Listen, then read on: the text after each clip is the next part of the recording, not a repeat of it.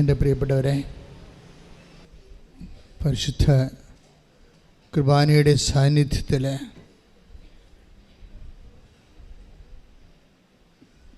നമുക്കെല്ലാവർക്കും വേണ്ടി പരിശുദ്ധ അമ്മ പ്രത്യക്ഷപ്പെട്ട ഈ അൾത്താരയിൽ അമ്മയുടെ മാധ്യസ്ഥത്തിലാണ്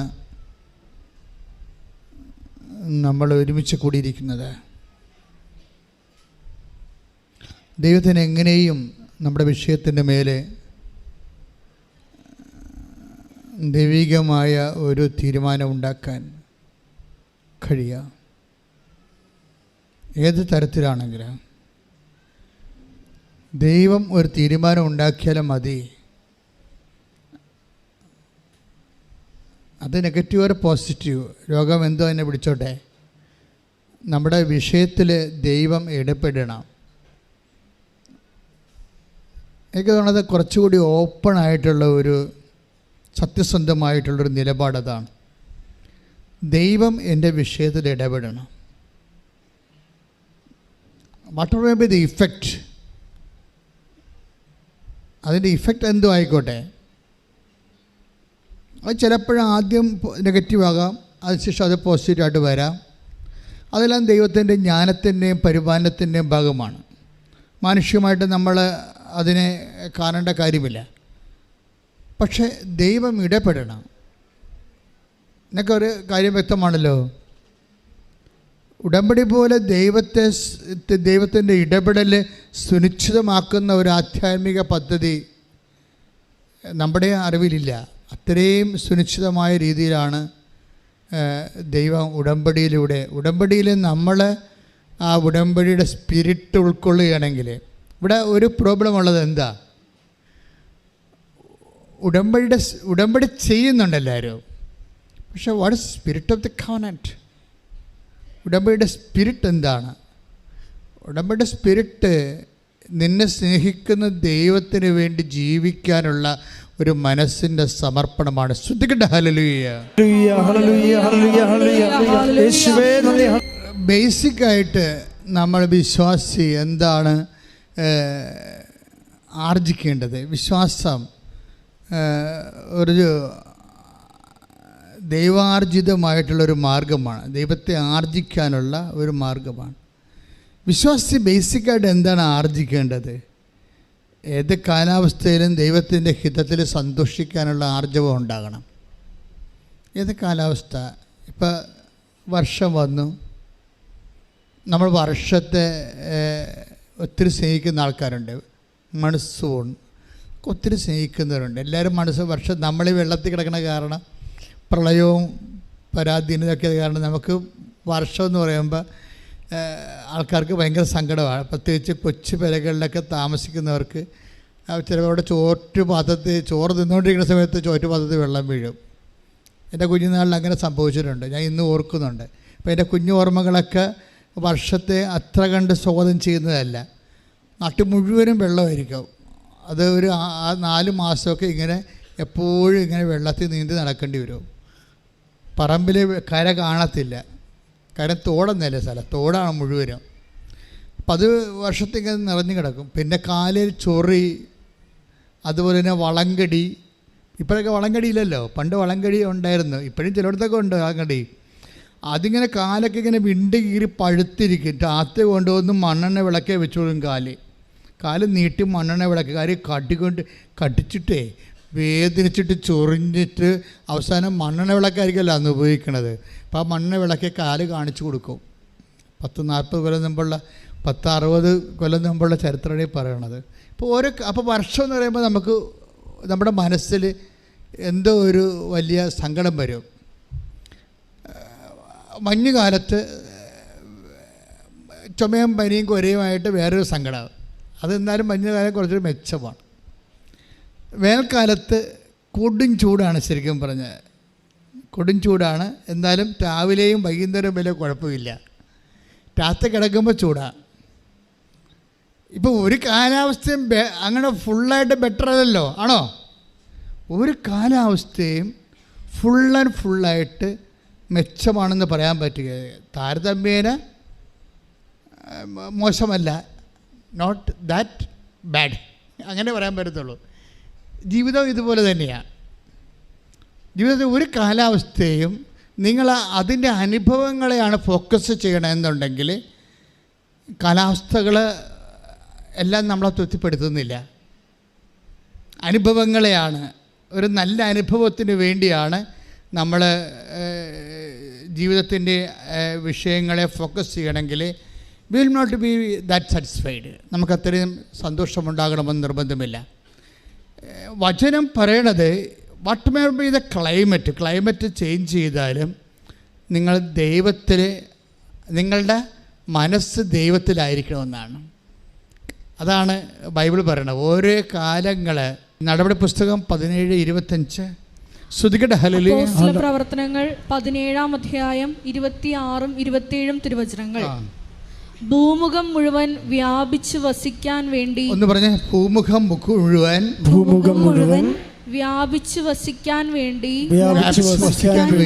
അവിടുന്ന് ഒരുവനിൽ നിന്ന് എല്ലാ ജനപദങ്ങളെയും സൃഷ്ടിച്ചു. അവർക്ക് വിഭിന്ന കാലങ്ങളും വാസഭൂമികളും നിശ്ചയിച്ചു കൊടുത്തു. കണ്ണീരാകാം, സന്തോഷമാകാം. അപ്പോഴ് ആ കാലത്തിൽ കൂടെ കണ്ണീരിന് പ്രാധാന്യം കൊടുത്തിട്ട് കാലത്തെ സമീപിക്കരുത്. സന്തോഷത്തിന് പ്രാധാന്യം കൊടുത്തിട്ട് കാലത്തെ സമീപിക്കരുത്. പിന്നെ ആർക്ക് പ്രാധാന്യം കൊടുക്കണം? ദൈവത്തിന് പ്രാധാന്യം കൊടുക്കണം. കൈയടിച്ച് കർത്താവിനെ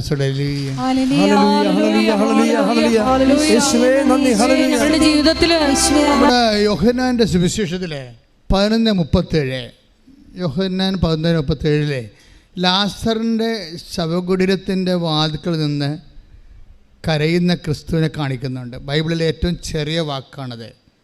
Then Jesus wept. ബൈബിളിലെ ഈ 3 ലക്ഷത്തോളം വചനങ്ങളുള്ള ബൈബിളിലെ ഏറ്റവും ചെറിയ വാക്കാണ്. 11:35 വായിക്കുന്നത് Then Jesus wept. അപ്പോൾ അവൻ കരഞ്ഞു. അതാണ്.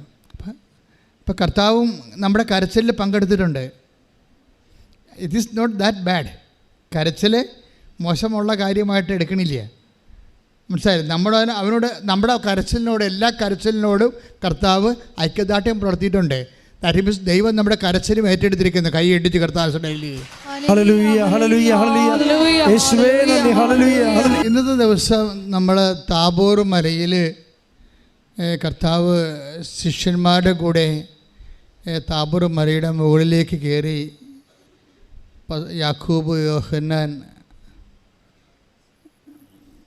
പത്രോസ് 3 പേരുടെ കൂടെ പ്രാർത്ഥിച്ചതാണ് അച്ഛൻ വായിച്ച് നമുക്ക് രാവിലെ കുർബാനയ്ക്ക് പറഞ്ഞു തന്നത്. ആ സമയത്ത് എൻ്റെ മനസ്സിൽ വന്നത് എന്താണെന്നറിയാമോ? ഞാനീ താബോർ മലയിൽ കർത്താവ് പ്രാർത്ഥിച്ച സ്ഥലത്ത് പോയിട്ടുണ്ട്. ഒരു 1.5 മണിക്കൂറോളം ഞാൻ അവിടെ നിന്നിട്ടുണ്ട് പ്രാർത്ഥിച്ചുകൊണ്ട്. എൻ്റെ കൂട്ടത്തിലുണ്ടായിരുന്നവരെ വിട്ടിട്ട് ഞാൻ മാറി വേറെ സ്ഥലത്ത് നിന്ന് താബോറിൻ്റെ എല്ലാ മുക്കിലും മൂലയിലും മുകളിലെ മലകളിലെ കുറച്ച് സ്ഥലം, ഒരു 2 ഏക്കർ 1 ഏക്കർ സ്ഥലം മാത്രമേ ഒരു പരന്ന സ്ഥലമുള്ളൂ. പള്ളിയാണ്. കർത്താവ് രൂപാന്തരപ്പെട്ട സ്ഥലത്ത് വലിയൊരു ദേവാലയമാണ്. അതിനകത്ത് മോശയും ഏലിയായും കർത്താവിൻ്റെ അപ്പുറത്തും ഇപ്പുറത്ത് നിൽക്കുന്ന മനോഹരമായ ചിത്രങ്ങൾ പെയിൻറ്റ് ചെയ്തിട്ടുണ്ട്. പക്ഷെ നമ്മളെ പുറത്ത് വരുമ്പോൾ എൻ്റെ മനസ്സിൽ വന്നത് അതിൻ്റെ ഇടതുവശത്തേക്കാണ് ന്യായം എന്നൊരു സ്ഥലമുള്ളത്. അപ്പോൾ ഞാൻ ശരിക്കും പറഞ്ഞാൽ അതാ ഓർത്തത് അവിടെ വെച്ച്. ആ പട്ടണങ്ങളൊക്കെ ഏറെക്കുറെ എനിക്ക് ഞാൻ പണ്ട് പഠിച്ചിട്ടുള്ള കാരണം എനിക്ക് അറിയാം. താബോറിൻ്റെ ഓരോ സ്ഥലത്ത് എവിടെയാണ് ഹെർമോൺ. ഞാൻ ഹെർമോണിലേക്ക് നോക്കുമ്പോൾ അവിടെ മഞ്ഞ് പോലെ ഇങ്ങനെ ഷാഡോ ചെയ്ത് കിടക്കുന്ന സ്ഥലം. ഇടതുവശത്ത് താഴേക്ക് നോക്കുമ്പോൾ നായിം പട്ടണം. ഈ നായിം പട്ടണത്തിൽ ഒരിക്കൽ കർത്താവ് നടന്നു വരുന്ന, കർത്താവ് ഇങ്ങനെ വഴിയിലേക്ക് കയറി വരുമ്പോൾ ഒരു ശവപ്പെട്ടി വരുന്നു. ഉടനെ ബൈബിൾ പറയണത് ശവപ്പെട്ടിയിൽ ഉള്ള ആൾ ഒരു വിധവയുടെ ഏക മകനാണ്. അത് കർത്താവ് മനസ്സിലാക്കി. ആ ശവപ്പെട്ടിയിൽ മരിച്ചു കിടക്കുന്ന യുവാവ് ഒരു വിധവയുടെ മകനാണെന്ന് കർത്താവ് മനസ്സിലാക്കി. ആരും പറഞ്ഞതല്ല, ഈശോ ദൈവമായതുകൊണ്ട് മനസ്സിലാക്കി. പിന്നെ ഈശോ മനസ്സിലാക്കിയത് ഏക മകനാണെന്ന് മനസ്സിലാക്കി. ചെറുതല്ല വിഷയം നിസ്സാരമല്ല. നീ ഇവിടെ ഇരിക്കുന്നുണ്ടെങ്കിൽ നിൻ്റെ ഡീറ്റെയിൽസ് കർത്താവ് മനസ്സിലാക്കുന്നുണ്ട്. എന്തുകൊണ്ടാണ് ഇത്രയും ആൾക്കാർ ഓരോ ദിവസവും സാക്ഷ്യം പറയണത്? നമ്മുടെ അൾത്താരയിൽ എന്തെല്ലാം കാര്യങ്ങൾക്കാണ് സാക്ഷ്യം പറയുന്ന ആൾക്കാർ. ദാറ്റ് മീൻസ് നിൻ്റെ ഡീറ്റെയിൽസ്, നിൻ്റെ അവസ്ഥ എന്താണെന്ന് എല്ലാം ഈശോ ഇങ്ങനെ സ്കാൻ ചെയ്ത്, നമ്മുടെ ഏറ്റവും കൂടുതൽ സ്കാനിങ് റിപ്പോർട്ടുള്ള കർത്താവിൻ്റെ കയ്യിലാണ്.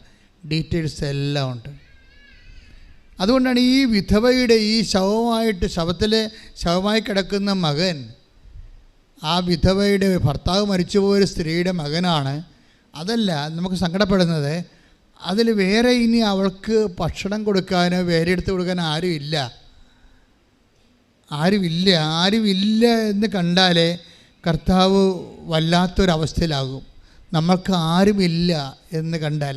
പക്ഷെ നമ്മളത് അംഗീകരിക്കണമെന്ന് മാത്രമേ ഉള്ളൂ. നമ്മുടെ ഇവിടെ പ്രശ്നം, നമ്മളിതെല്ലാം എല്ലാവരും ഉണ്ടെന്നും ധരിച്ച്, നമ്മുടെ ഏറ്റവും വലിയ അപകടം അതാണ്. ഞാൻ എൻ്റെ കൊച്ചച്ഛനോട് ക്ലിനച്ചോട് പറഞ്ഞതിന്, നമ്മളൊക്കെ വിശുദ്ധരാണെങ്കിൽ മാതാപിതാക്കന്മാർ മരിക്കണമെന്ന് ഞാൻ പറഞ്ഞായിരുന്നു. അച്ഛൻ ഞെട്ടിപ്പോയി. കാര്യം എന്താണെന്ന് വെച്ച് കഴിഞ്ഞാൽ, നമ്മൾ രക്തസാക്ഷിയാകാൻ നമ്മുടെ മാതാപിതാക്കന്മാർ സമ്മതിക്കുമോ? ഒരിക്കലും ഇല്ല. അവർ ജീവിച്ചിരിക്കുമ്പോൾ നമുക്ക് കർത്താവിൻ്റെ രക്തസാക്ഷിയാകാൻ പറ്റത്തില്ല. ഞാൻ ആ അർത്ഥത്തിലാണ് പറഞ്ഞത്. നമുക്ക് കർത്താവിന് വേണ്ടി കമ്മിറ്റഡ് ആകണം. അവസാനം രക്തസാക്ഷ്യത്തിലേക്ക് വരുന്ന ഒരു സമയം വന്നാൽ നമ്മുടെ ബന്ധുക്കളും സ്വന്തപ്പെട്ടവരൊക്കെ നമ്മൾ അതിൻ്റെ അകത്ത് നിന്ന് പിന്തിരിപ്പിക്കും. നിനക്ക് പത്രോസിനെ പോലെ പറഞ്ഞില്ലേ, നിനക്ക് സംഭവിക്കാതിരിക്കട്ടെ. അപ്പോൾ മാതാപിതാക്കന്മാർ പോലും കർത്താവ് സാത്താനെ വിളിച്ചെന്ന് വരും. സാത്താനെ, നീ ദൈവിക കാര്യങ്ങളല്ല അന്വേഷിക്കണത്, മാനുഷിക കാര്യം, നീ എൻ്റെ പിന്നിൽ പോകാൻ പറയും. ക്രിസ്തു അതിനു വേണ്ടി മാത്രം പോകുന്നയാളാണ്. നമ്മുടെ ജീവിതം മൊത്തം സമർപ്പിക്കാൻ വേണ്ടി മാത്രം പോകുന്നത് കൊണ്ടാണ് ക്രിസ്തു നമ്മളെയും അതുപോലെ കാണുന്നത്. ഇപ്പം നിങ്ങൾ ക്രിസ്തുവിനെ എന്തുമാത്രം സഹോദരങ്ങളെ ജോലി, വീട്, വിവാഹം ചോദിക്കണതൊക്കെ ഈശോ തന്ന് നിന്നെ അനുഗ്രഹിക്കുകയാണ്. അപ്പോൾ നീ ക്രിസ്തുവിനെ ദൈവമാണെന്ന് അംഗീകരിക്കുകയും ചെയ്യുന്നു. അതുകൊണ്ട് കഥയൊന്നുമില്ല. എന്താ കാര്യം? ബൈബിൾ എന്താ പറയണത്? സാത്താനും ക്രിസ്തുവിനെ ദൈവമായിട്ട് അംഗീകരിക്കുന്നുണ്ട് ഇല്ലേ? 2:19 എടുത്തേ, യാക്കോബിന്റെ ലേഖനം. ശ്രദ്ധിക്കട്ടെ.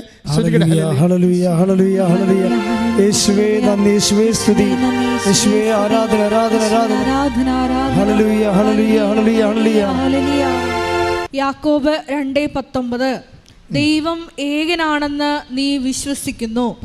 ദൈവം ഏകനാണെന്ന് നീ വിശ്വസിക്കുന്നു. ദൈവം ഏകനാണെന്ന് നീ വിശ്വസിക്കുന്നുവോ? അത് നല്ലത് തന്നെ. പിശാചുക്കളും അങ്ങനെ വിശ്വസിക്കുന്നു. അവർ ഭയന്ന് ദൈവം ഏകനാണെന്ന് പിശാചുക്കളും വിശ്വസിക്കുന്നു.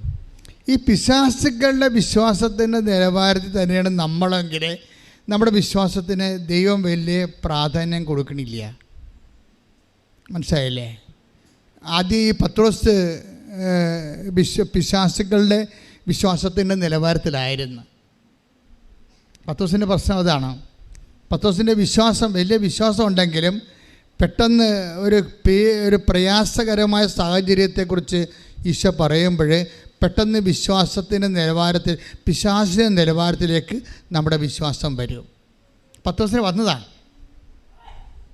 എന്താ ഈശോ പറഞ്ഞത്? മനുഷ്യപുത്രൻ ശത്രുകരങ്ങളിൽ ഏൽപ്പിക്കാൻ പോകുന്നു, അവരവനെ പീഡിപ്പിക്കും, അവരവനെ വധിക്കും, 3-ാം ദിവസം അവൻ ഉയർത്തെഴുന്നേൽക്കും. അത് പത്രോസ് ശ്രദ്ധിച്ചില്ല. വധിക്കും എന്ന് മാത്രമേ ശ്രദ്ധിച്ചുള്ളൂ. പ്രയാസങ്ങൾ ഉണ്ടാകും എന്നാണ് പത്രോസ് കേട്ടത്. പ്രയാസങ്ങൾ ഉണ്ടാവുമെന്ന് കേട്ടപ്പോൾ തന്നെ പത്രോസിൻ്റെ വിശ്വാസം പിശാചിൻ്റെ നിലവാരത്തിലേക്ക് വന്നു. അതാണ് ഈശോ പറഞ്ഞത്. നിങ്ങൾ ഓർക്കുക, പ്രയാസങ്ങൾ വരുന്നുവെന്ന് വിശ്വസിച്ചുകൊണ്ട് വരുന്നുവെന്ന് നിങ്ങൾ അറിയുമ്പോൾ നിങ്ങളുടെ വിശ്വാസത്തിൽ താഴ്ച ഉണ്ടായാൽ നിങ്ങൾ പിശാചിൻ്റെ വിശ്വാസത്തിലേക്ക്, നിലവാരത്തിലേക്ക് താഴുകയാണ് ചെയ്യണത്. You got the point. Take the word of God. സത്താനെ, നീ എൻ്റെ പിന്നിൽ പോകും. ശ്രദ്ധിക്കട്ടെ. ഹല്ലേലൂയ. മർക്കോസ് 8:33 യേശു പിന്തിരിഞ്ഞു നോക്കിയപ്പോൾ ശിഷ്യന്മാർ നിൽക്കുന്നത് കണ്ട് യേശു പിന്തിരിഞ്ഞു നോക്കിയപ്പോൾ ശിഷ്യന്മാർ നിൽക്കുന്നത് കണ്ട് പത്രോസിനെ ശാസിച്ചുകൊണ്ട് പറഞ്ഞു, സാത്താനേ, നീ എന്റെ മുമ്പിൽ നിന്ന് പോകൂ. നിന്റെ ചിന്ത ദൈവികമല്ല, മാനുഷികമാണ്. അതായത് ഏതെങ്കിലും ഒരു സമയത്ത് നമ്മുടെ ജീവിതത്തിൻ്റെ തകർച്ചകളെ യേശുവിനെ മാറ്റി നിർത്തിക്കൊണ്ട് നമ്മൾ സമീപിക്കാൻ തുടങ്ങിയാൽ നമ്മുടെ ചിന്ത പക്കാ മാനുഷികമാകും. പക്കാ മാനുഷികമായ ചിന്താഗതിയോട് ജീവിക്കുന്ന ഒരാളെ മുമ്പിൽ നിർത്തിക്കൊണ്ടുപോകാൻ യേശുവിന് പറ്റത്തില്ല. അയാളെ പുറകിൽ പോകണം. അതാണ് പ്രശ്നം. അതാ നീ എൻ്റെ മുമ്പിൽ നിന്ന് പോകാൻ പറയും. പക്കാ മാനുഷികമായ എല്ലാ കാര്യങ്ങൾക്കും നമുക്ക് എന്നാ തടയും, നമുക്ക് എന്നാ കിട്ടും. നീ ഉടമ്പടി എടുത്താണല്ലോ, അത് പുതുക്കിയതാണല്ലോ, എന്നിട്ടും PR കിട്ടിയില്ലല്ലോ.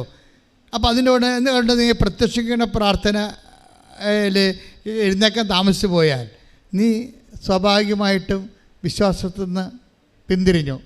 കാരണം മനസ്സിലായില്ലേ? ഇപ്പം നീ ഇപ്പോൾ 2 പ്രാവശ്യം ഉടമ്പടി പുതുക്കി, എന്നിട്ടും നിനക്ക് എന്താണ് PR ആയില്ല, PR ഒത്തില്ല, അല്ലെങ്കിൽ വസ്തു വിറ്റില്ല. അതോടുകൂടി നീ പിറ്റേ ദിവസം എന്താ ചെയ്യണത്? ആ പ്രത്യക്ഷിക്കുന്ന പ്രാർത്ഥന ചെല്ലേണ്ടത് പണ്ടത്തെ ആ ഉസ്സിരി കാണിക്കണില്ല. എഴുന്നേക്കാൻ താമസിച്ചു പോയി. നിങ്ങൾക്കറിയാമല്ലോ, പ്രത്യക്ഷിക്കുന്ന പ്രാർത്ഥന എഴുന്നേക്കാൻ താമസിച്ചു പോയാൽ ഉടമ്പടിയും നിങ്ങൾ പുറത്താകും. നിങ്ങൾക്ക് ഓർക്ക് എപ്പോഴെങ്കിലും ചെല്ലാൻ മതി, എപ്പോഴെങ്കിലും ചെല്ലാൻ പോരാ. 5:30 to 6:30 എൻ്റെ ടൈം, മാക്സിമം 5:30 എൻ്റെ ടൈം. അതെന്താ കാര്യം? അത് ബൈബിൾ അനുസരിച്ച് സെറ്റ് ചെയ്തിരിക്കുകയാണ്. ആ 119, 147 എടുത്തേ വചനം, സങ്കീർത്തനം 119, 147. ശ്രുതിക്കട്ടെ. ഹല്ലേലൂയ, ഹല്ലേലൂയ, ഹല്ലേലൂയ, ഹല്ലേലൂയ.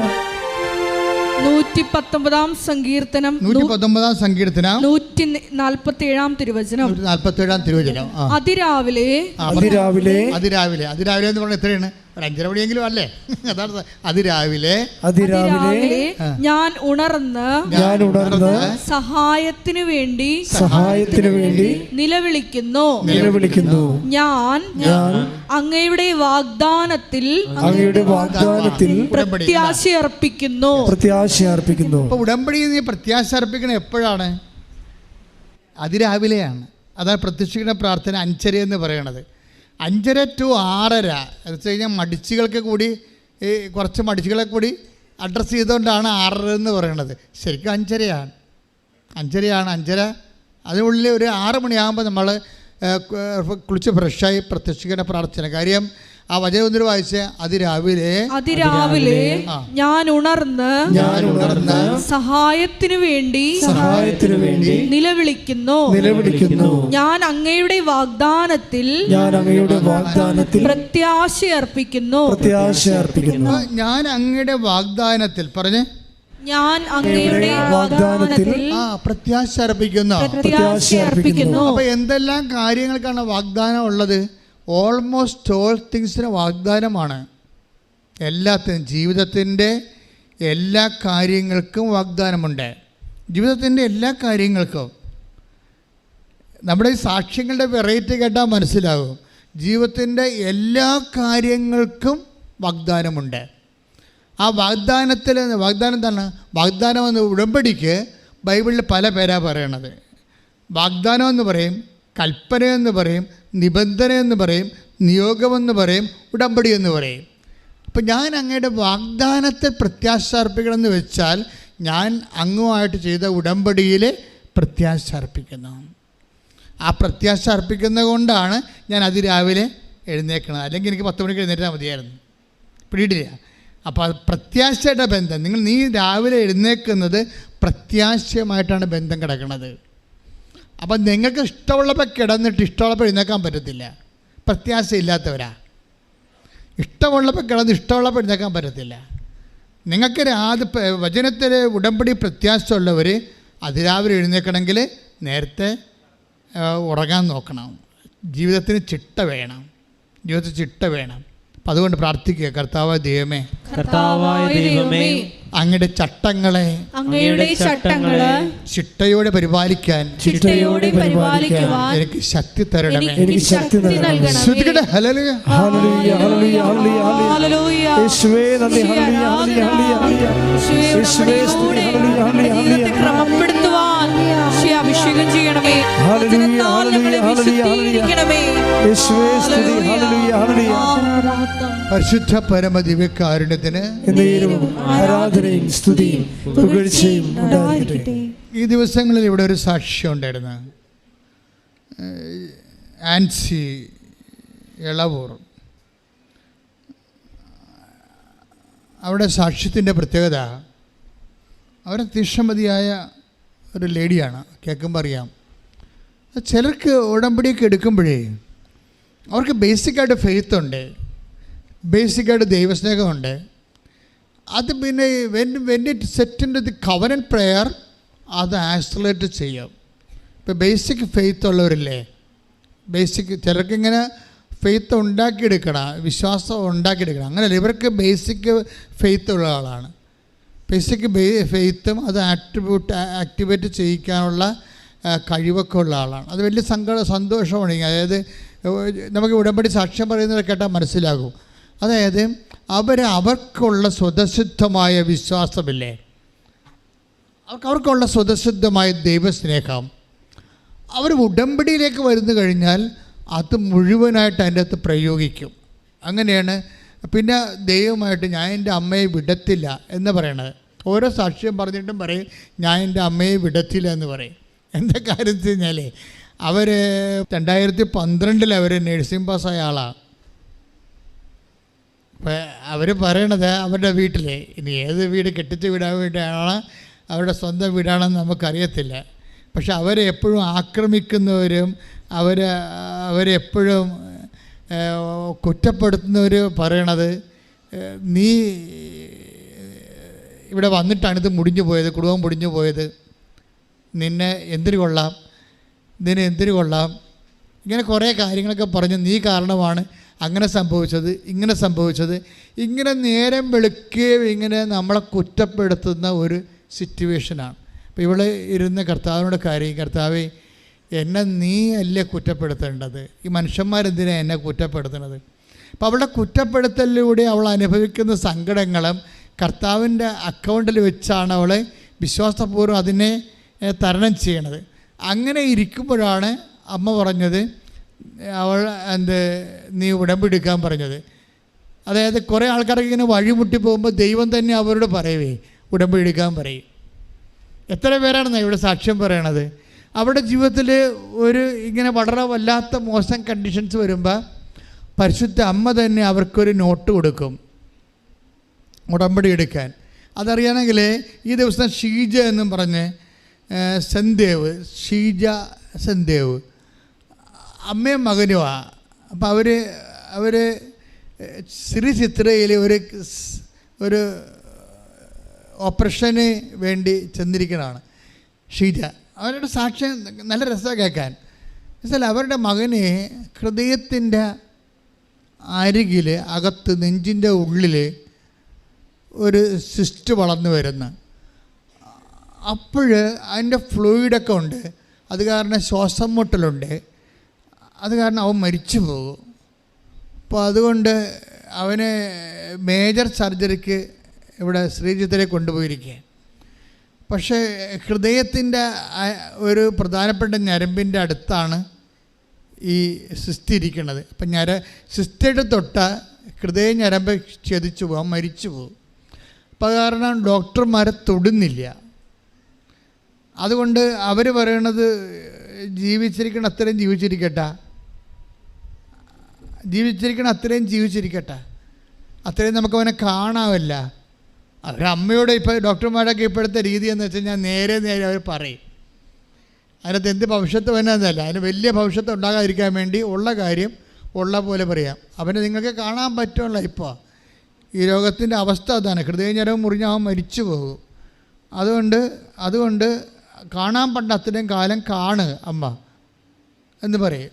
അപ്പോൾ അതുകൊണ്ട് ശ്രീചിത്ര ഇവനെ കൊണ്ടുപോയിരിക്കുകയാണ്. അപ്പോൾ ഇവരിങ്ങനെ സങ്കടപ്പെട്ട് ശ്രീചിത്രയിൽ ഒരു സ്കാൻ ചെയ്യാൻ പറഞ്ഞിട്ട് സ്കാനിങ് റൂമിൻ്റെ പുറത്ത് ഷീജ ഇരിക്കുകയാണ്. മകനകത്ത് സ്കാനിങ്ങിന് വിട്ടിരിക്കുകയാണ്, ഇവർ പുറത്തിരിക്കുകയാണ്. അപ്പോൾ ഒരു ഭാര്യയും ഭർത്താവും വേറെ അവിടെ ഇരിപ്പുണ്ട്, ബ്ലഡ് ക്യാൻസറായിട്ട് മകന്. അപ്പോൾ അവർ സന്തോഷമായിട്ടൊക്കെ ചിരിച്ചൊക്കെ ഇരിക്കുകയാണ്. ഇവളാണെങ്കിൽ ഭയങ്കര വിഷമത്തിൽ വേദനിച്ച് ഇരിക്കുകയാണ്. അപ്പോൾ അവർക്ക് ബ്ലഡ് ക്യാൻസർ ആണെന്ന് ആ സംസാരത്തിൽ നിന്ന് ഇവർക്ക് മനസ്സിലാകും. അപ്പോൾ ഈ ഷീജ ഉടനെ അവരോട് ചോദിക്കും, നിങ്ങളെന്താ ഇത്രയും വലിയ കടുത്ത രോഗം വന്നിട്ട് എന്താ നിങ്ങൾക്കൊരു സന്തോഷത്തായിട്ടിരിക്കണത് എന്താ? അപ്പോൾ അവർ ചോദിക്കും, ഞങ്ങളെന്തിനാണ് പേടിക്കണത്, ഞങ്ങളുടെ കാര്യം കൃപാസന അമ്മയിലേ ചെയ്യണതെന്ന്. അയ്യോ, ഈ മനുഷ്യന്മാരുടെ ഇപ്പോഴത്തെ അവസ്ഥ ഭയങ്കരമാണ് സാർ. അപ്പോഴേ ഷീജ ചോദിച്ച ആരാണ് കൃപാസന അമ്മയെന്ന്. പിന്നെ ഇവർ കൃപാസന അമ്മയെക്കുറിച്ച് അവർ പറയും. അവർ ഈ ബ്ലഡ് ക്യാൻസറുള്ള മാതാപിതാക്കൾ ഷീജയോട് പറയും. അങ്ങനെ ഒരു പത്രം കൊടുക്കും ഉടനെ. പിന്നെ അവർ ഇവിടെ വരും. ഇവിടെ വരുന്ന ഒരു ഉടമ്പടിയൊക്കെ എടുത്ത് പോകുമ്പോൾ അപ്പോൾ ഡോക്ടറിൻ്റെ മൈൻഡ് ചേഞ്ച് ആവും. ഡോക്ടർ പറയും, നിങ്ങൾ വേറെ ഒരു സ്പെഷ്യാലിറ്റി ഹോസ്പിറ്റലിലേക്ക് ഞാൻ നിങ്ങളെ അയക്കാം. അപ്പോൾ അവിടെ ചെല്ലുമ്പോൾ ഡോക്ടർ പറയും, ഓപ്പറേഷൻ ചെയ്താൽ ഹൃദയ ഞരമ്പ് മുറിയും എന്ന് പറയുന്നുണ്ടെങ്കിലും ഈ ഉടമ്പടി തൈലം എപ്പോഴും ഒരു നെഞ്ചത്ത് പുരട്ടി പ്രാർത്ഥിച്ചുകൊണ്ടിരിക്കും. അവരതിന് ഉടമ്പടി തൈലമെന്നല്ല ഷീജ വിളിക്കണത്, വിശ്വാസ തൈലമെന്നാണ് വിളിക്കണത്. ഓരോ മനുഷ്യന്മാരെ വിളിക്കണ വിളിയേ അനുഭവത്തിൽ നിന്നല്ല അവർ വിളിക്കണത്. നമ്മൾ ഉടമ്പടി തൈലം എന്ന് പറയും. അവർ പറയും, ഞാൻ വിശ്വാസ തൈലം. അപ്പോൾ വിശ്വാസമാണ് തൈലമായിട്ട് പെട്ടെന്നാണ് അവൾ പറയണത്. ഞാൻ വിശ്വാസ തൈലം എൻ്റെ മകൻ്റെ നെഞ്ചത്ത് പുരട്ടി, എന്നിട്ട് ഞാൻ മാതാവിനെ ഏൽപ്പിച്ചു. അപ്പോൾ ഡോക്ടർ എന്നോട് പറഞ്ഞു, നിങ്ങൾ എന്നെ വിശ്വസിക്കുക, എനിക്കൊരവസരം തരിക, ഞാനിത് നോക്കാം, പിന്നെ സങ്കടം വന്നാൽ നമുക്ക് 50-50. അപ്പോൾ പക്ഷേ മനസ്സായി ഡോക്ടറിന് മനസ്സായി ഓപ്പറേഷൻ ചെയ്യാൻ. അത്രയും അമ്മ പ്രവർത്തിച്ച് കഴിയുമ്പോൾ ഉടനെ ഓപ്പറേഷൻ്റെ ഡേറ്റ് ഫിക്സ് ചെയ്ത് മകനെയും ഉറക്കറെ ഇനി ദൈവനിശ്ചയം അതാണെങ്കിൽ സ്വീകരിക്കാൻ അവനും തയ്യാറായി. പക്ഷെ അവൻ ഓപ്പറേഷന് കയറാൻ നേരത്ത് അവൻ അമ്മയോട് പറഞ്ഞു, അമ്മേ എന്നെ നെഞ്ച് ഓപ്പറേഷൻ ചെയ്യുമ്പോൾ അമ്മ വന്ന് എൻ്റെ കൂടെ നിൽക്കുക എന്ന് ഷീജയോട് ചോദിക്കും. അപ്പോൾ ഷീജ പറയും, തീർച്ചയായിട്ടും വന്ന് നിൽക്കും, ഞാനല്ല നിൻ്റെ അമ്മ, പരിശുദ്ധമ്മ, കൃപാസനം മാതാവെന്ന്. ശ്രുതിക്കട്ടെ. ഹല്ലേലൂയ.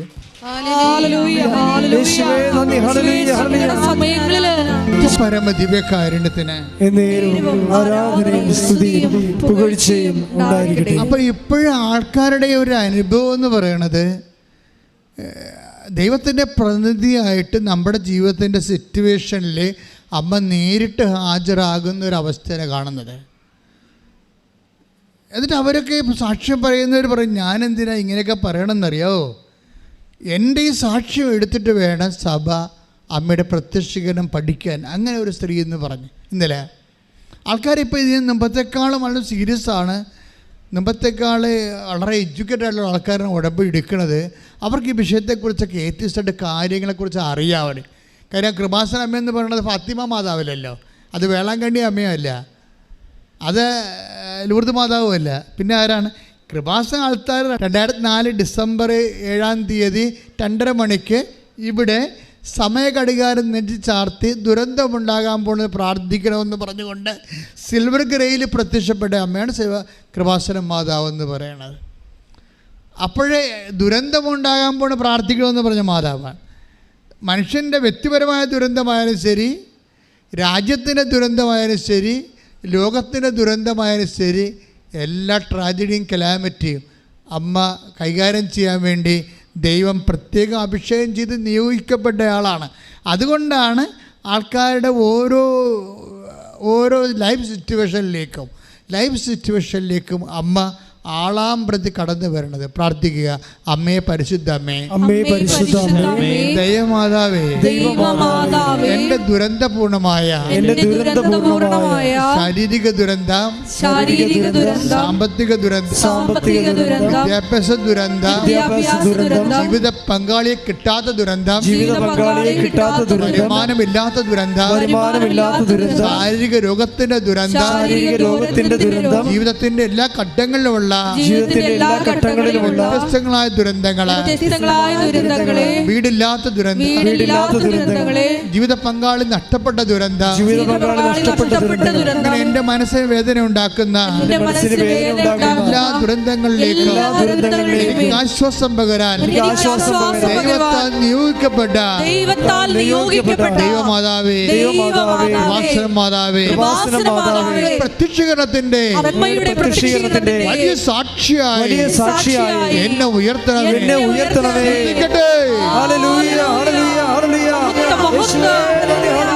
പരമദിവ്യകാരുണ്യത്തിന് അപ്പൊ ആൻസി ഇളയാവറിന്റെ സാക്ഷ്യത്തിൽ ഒരു സാക്ഷ്യം, അവരുടെ വീട്ടിലെ അവരുടെ മകൻ പിച്ചും പേയും പറയാൻ തുടങ്ങി. മകനല്ല, ആങ്ങള പിച്ചും പേയും പറയാൻ തുടങ്ങി. അവൻ യൂറോപ്പിൽ വിദേശത്ത് ജീവിക്കുകയാണ്, ജോലി അവിടെയാണ്. ജോലി കഴിഞ്ഞ് വീട്ടിൽ വന്നപ്പോൾ അവൻ സംസാരിക്കണത് ശരിയാകണില്ല. ഓരോ മനുഷ്യൻ്റെ ദുരന്തമേ, സംസാരിക്കണത് ശരിയാകണില്ല. ഒരു ഓർമ്മക്കുറവ് പോലെയൊക്കെ പറയണം. എന്താ വെച്ചാൽ സങ്കടം ഭയങ്കരമാണ്. കല്യാണം കെട്ടിക്കാൻ കുറേ നാളായി, 10-27 വയസ്സായപ്പോൾ ഇന്ന് വരെ ജീവിത പങ്കാളിക്ക് ഒക്കണില്ല. ഇപ്പം ഇങ്ങനെ നിന്ന് പോകുവാന്ന് വിചാരിച്ചപ്പോഴേ അവൻ്റെ മനസ്സിൻ്റെ സമനില വിട്ട പോലെയൊക്കെ അവൻ സംസാരിക്കണം. നിങ്ങളിതൊക്കെ മനസ്സിലാകുന്നുണ്ടോ? ഇതൊക്കെ ദുരന്തമാണ് ശരിക്കും, എന്തുമാത്രം ദുരന്തമാണ്. അപ്പോൾ പെങ്ങൾക്കത് മനസ്സിലായി. അതായത് ആങ്ങളയ്ക്ക് ജീവിത പങ്കാളിയെ കിട്ടാത്ത, വിവാഹം കഴിക്കാൻ പറ്റാത്തത് കൊണ്ട് അവന് മനസ്സ് വേദനിച്ചിട്ട് അവനിങ്ങനെ സമനില തെറ്റിയ പോലെയൊക്കെ എല്ലാവരോടും എടുത്തു ചാടും, എല്ലാവരോടും കോപിക്കും. തൊട്ടാൽ അവൻ വഴക്കുണ്ടാക്കി അവസാനിക്കത്തുള്ളത്. ഒന്നും പിടിക്കണില്ല, ഭക്ഷണം പിടിക്കണില്ല, വസ്ത്രം തേക്കണ പിടിക്കണില്ല. അപ്പോൾ ഇങ്ങനെ പിടിക്കാതെ വരുമ്പോൾ നിങ്ങൾക്കറിയാം അതാ വിഷയം, അതല്ല വേറെ എന്തോ വിഷയമാണെന്നൊക്കെ മനസ്സിലായി. പക്ഷേ പെങ്ങളത് പെട്ടെന്ന് ക്യാച്ച് ചെയ്ത് അവനെ വിവാഹം കല്യാണം വെക്കാത്ത വന്നു. ഒരു പെണ്ണ് അവനെ പിടിക്കണില്ല, അതാണ് പ്രശ്നം. അവന് പിടിക്കണ പെണ്ണുങ്ങൾക്ക് പിടിക്കത്തില്ല. എന്ത് ദിവസം ഇങ്ങനെ നീട്ടിക്കൊണ്ട് പോവുകയാണ്. അപ്പോഴുടനെ ആൻസി പറഞ്ഞു ഉടമ്പടി എടുത്തില്ല. ആൻസി ഉടമ്പടി എടുത്ത കാരണം ആൻസിക്ക് ഒരു ധൈര്യമുണ്ട്. ആൻസി അമ്മയോട് പറഞ്ഞു, അമ്മേ ഇന്ന് അവൻ്റെ അവസ്ഥ കണ്ട, അവൻ പിച്ചിപ്പയും പറയാൻ കണ്ടില്ലേ, അവൻ്റെ സമനില എനിക്ക് സഹിക്കാൻ പറ്റുന്നില്ല. അവൻ നാളെ മറ്റന്നാളെ പോവുകയാണ്, ലീവും കഴിഞ്ഞ്. ഇക്കാലം ലീവ് മുഴുവൻ ഇവിടെ നിന്നിട്ട് അവന് പെണ്ണ് കിട്ടിയില്ല, അവൻ പോവുകയാണ്. ഇനി അവൻ എപ്പോൾ വരാനാണ്? വന്നാൽ തന്നെ അവൻ ഇപ്പം തന്നെ ഇത് അവസ്ഥയെങ്കിൽ എന്ത് അവസ്ഥയായിരിക്കും? അതുകൊണ്ട് അമ്മയോട് എനിക്ക് ഒന്നേ പറയാനുള്ളൂ, ഇന്ന് രാത്രി അമ്മ അവന് പെണ്ണിനെ കൊടുക്കണമെന്ന് പറയും. ഇന്ന് രാത്രി അവനുള്ള പെണ്ണിനെ എവിടെയാണ് ഉള്ളത്, അമ്മ അവന് അതിനൊരു അടയാളം കൊടുക്കണമെന്ന് പറയും. അപ്പോൾ അത്രയും സ്വതന്ത്രമായിട്ട് അമ്മയോട് സംസാരിക്കുകയാണ്. എന്നിട്ട് അവൾ മാറിക്കിടന്നുറങ്ങും. അപ്പോൾ ഉടനെ അവൾ ഉറങ്ങണ സമയത്താണ് അമ്മ പറയും, നീ പറഞ്ഞ കാര്യം സെറ്റായിട്ടുണ്ടെന്ന് പറയും. അത് അമ്മ ഇങ്ങനെ നമ്മോട് സംസാരിക്കുക, അത് രസമാണ്. അതായത് അമ്മ ഇവളോട് പറയും, ഈ രാത്രി തന്നെ ഈ വിഷയത്തിൽ തീരുമാനം ഉണ്ടായിട്ടുണ്ട്. ഇവൾ സ്വരം കേൾക്കണ പോലെ അത് അവൾ ആന്തരിക ആത്മാവിൽ മനസ്സിലാക്കും. ഈ കൃപാസന അമ്മയുടെ ഒരു രീതി അതാണ്. അത് ഡയറക്റ്റാണ് സംസാരിക്കുക. കാണേണ്ട പാട്ടിൽ വന്ന് കാണും, സംസാരിക്കേണ്ട പാട്ടിൽ വന്ന് സംസാരിക്കും. അന്തരക്കരണം കൊണ്ട് നമ്മളത് കേൾക്കും, അന്തജ്ഞാനം കൊണ്ടത് തിരിച്ചറിയും നമ്മൾ. ഇങ്ങനെ നമ്മൾ ഇന്ന് വരെ ഞാൻ എൻ്റെ ജീവിതത്തിൽ അനുഭവിക്കാത്ത തരത്തിലുള്ള സാക്ഷ്യങ്ങളാണ് ആൾക്കാർ പറയണത്. അപ്പോൾ അമ്മ അവളോട് പറയും, ഇന്ന് രാത്രി ഈ വിഷയം സെറ്റ് ചെയ്യുമെന്ന് പറയും. അപ്പോൾ അതൊക്കെ സമാധാനത്തിൽ ഇവിടെ കിടന്നുറങ്ങും. ഉറങ്ങിയിട്ട് അവളെ കെട്ടിച്ച വീട്ടിൽ നിന്ന് രാവിലെ അവളുടെ സ്വന്തം അമ്മയെ വിളിക്കും. അമ്മ ഇന്നലെ രാത്രി വല്ലതും സംഭവിച്ച, അമ്മ എന്നോട് പറഞ്ഞായിരുന്നു എന്നുള്ള രീതിയിൽ കാര്യം പറയത്തില്ല. ഇന്നലെ രാത്രി ആങ്ങളുടെ കല്യാണമായിട്ട് വല്ലതും സംഭവിച്ച, അപ്പോൾ ഉടനെ പറയും, ഇന്നലെ രാത്രി 8:30 കഴിഞ്ഞപ്പോഴൊരു കോൾ ഉണ്ടായിരുന്നു, അവരിങ്ങോട്ട് വിളിക്കുകയാണ് ചെയ്തത്, കല്യാണം കെട്ടിക്കാൻ തയ്യാറാണോ, നിങ്ങളുടെ മകനെ ഞങ്ങളുടെ മകൾക്ക് ആലോചിക്കാൻ തയ്യാറാണോ എന്ന് ചോദിച്ചെന്ന്. അപ്പോഴേ ഇവൾ പറഞ്ഞു, ദാറ്റ്സ് ഓക്കെ, അത് അമ്മയുടെ കേസാണ്, ഇനി അത് കളയണ്ട, ചെയ്തേക്കാമെന്ന് പറഞ്ഞു. ഇനിയൊന്നും അറിയണ്ട, തിരക്കണ്ട, അന്വേഷിക്കണ്ട, നമുക്ക് ചെയ്യാമെന്ന് പറയും. അപ്പോൾ അത് പെട്ടെന്ന് കല്യാണം വിത്തിൻ ഒരു വീക്കിലെ കല്യാണം സെറ്റാകും. കല്യാണം നടക്കും. നമ്മൾ എൻ്റെ മക്കളെ ശ്രദ്ധിക്കേണ്ട കാര്യത്തിൽ ചെറുക്കന്മാരും പറയും, പെണ്ണുങ്ങളും പറയും, അല്ല ഞാനെവിടെ പോകാൻ, അമ്മ എങ്ങനെ പോയി പ്രാർത്ഥിക്കുക, അവൾക്ക് ചമ്മല. ദൈവത്തോട് അവൾക്ക് ജീവിത പങ്കാളിയെ കിട്ടണില്ലെന്ന് പറയാൻ ചമ്മല. അതാണ് പ്രശ്നം. അതാണ് നിങ്ങളുടെ പ്രശ്നം. നിങ്ങൾക്ക് ദൈവത്തോട് തുറന്ന് പറയാൻ പറ്റണില്ല. അത്രയും എളിമയില്ല നിങ്ങൾക്ക്. മര്യാദയ്ക്ക് ചോദിക്കണം വായിട്ട്, അമ്മ എന്താ ഞാൻ ഇങ്ങനെ നിന്ന് പോകാനാണ് അമ്മ ആഗ്രഹിക്കണത്, എൻ്റെ കാര്യത്തിൽ അമ്മയുടെ ഒരു തീരുമാനമൊന്നും ഇല്ലേ എന്ന് ചോദിക്കാനുള്ള ഒരു സ്നേഹം ഉണ്ടാകണം നിങ്ങൾക്ക് ദൈവത്തോട്. നമ്മൾ അതിനു വേണ്ടിയാണ് ഉടമ്പടി എടുത്തിരിക്കുന്നത്.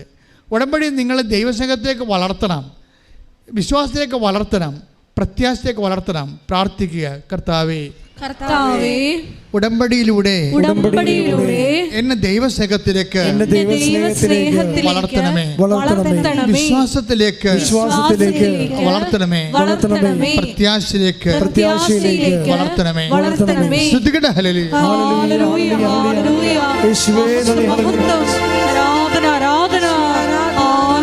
പരിശുദ്ധ പരമദിവ്യകാരുണ്യത്തിന് അപ്പോഴേ നമ്മളിങ്ങനെ പേഴ്സൺ ടു പേഴ്സൺ ഡയലോഗുകളിലേക്ക് ആണ് നമ്മുടെ സ്പിരിച്വാലിറ്റി ഡെവലപ്പ് ചെയ്ത് വരണത്.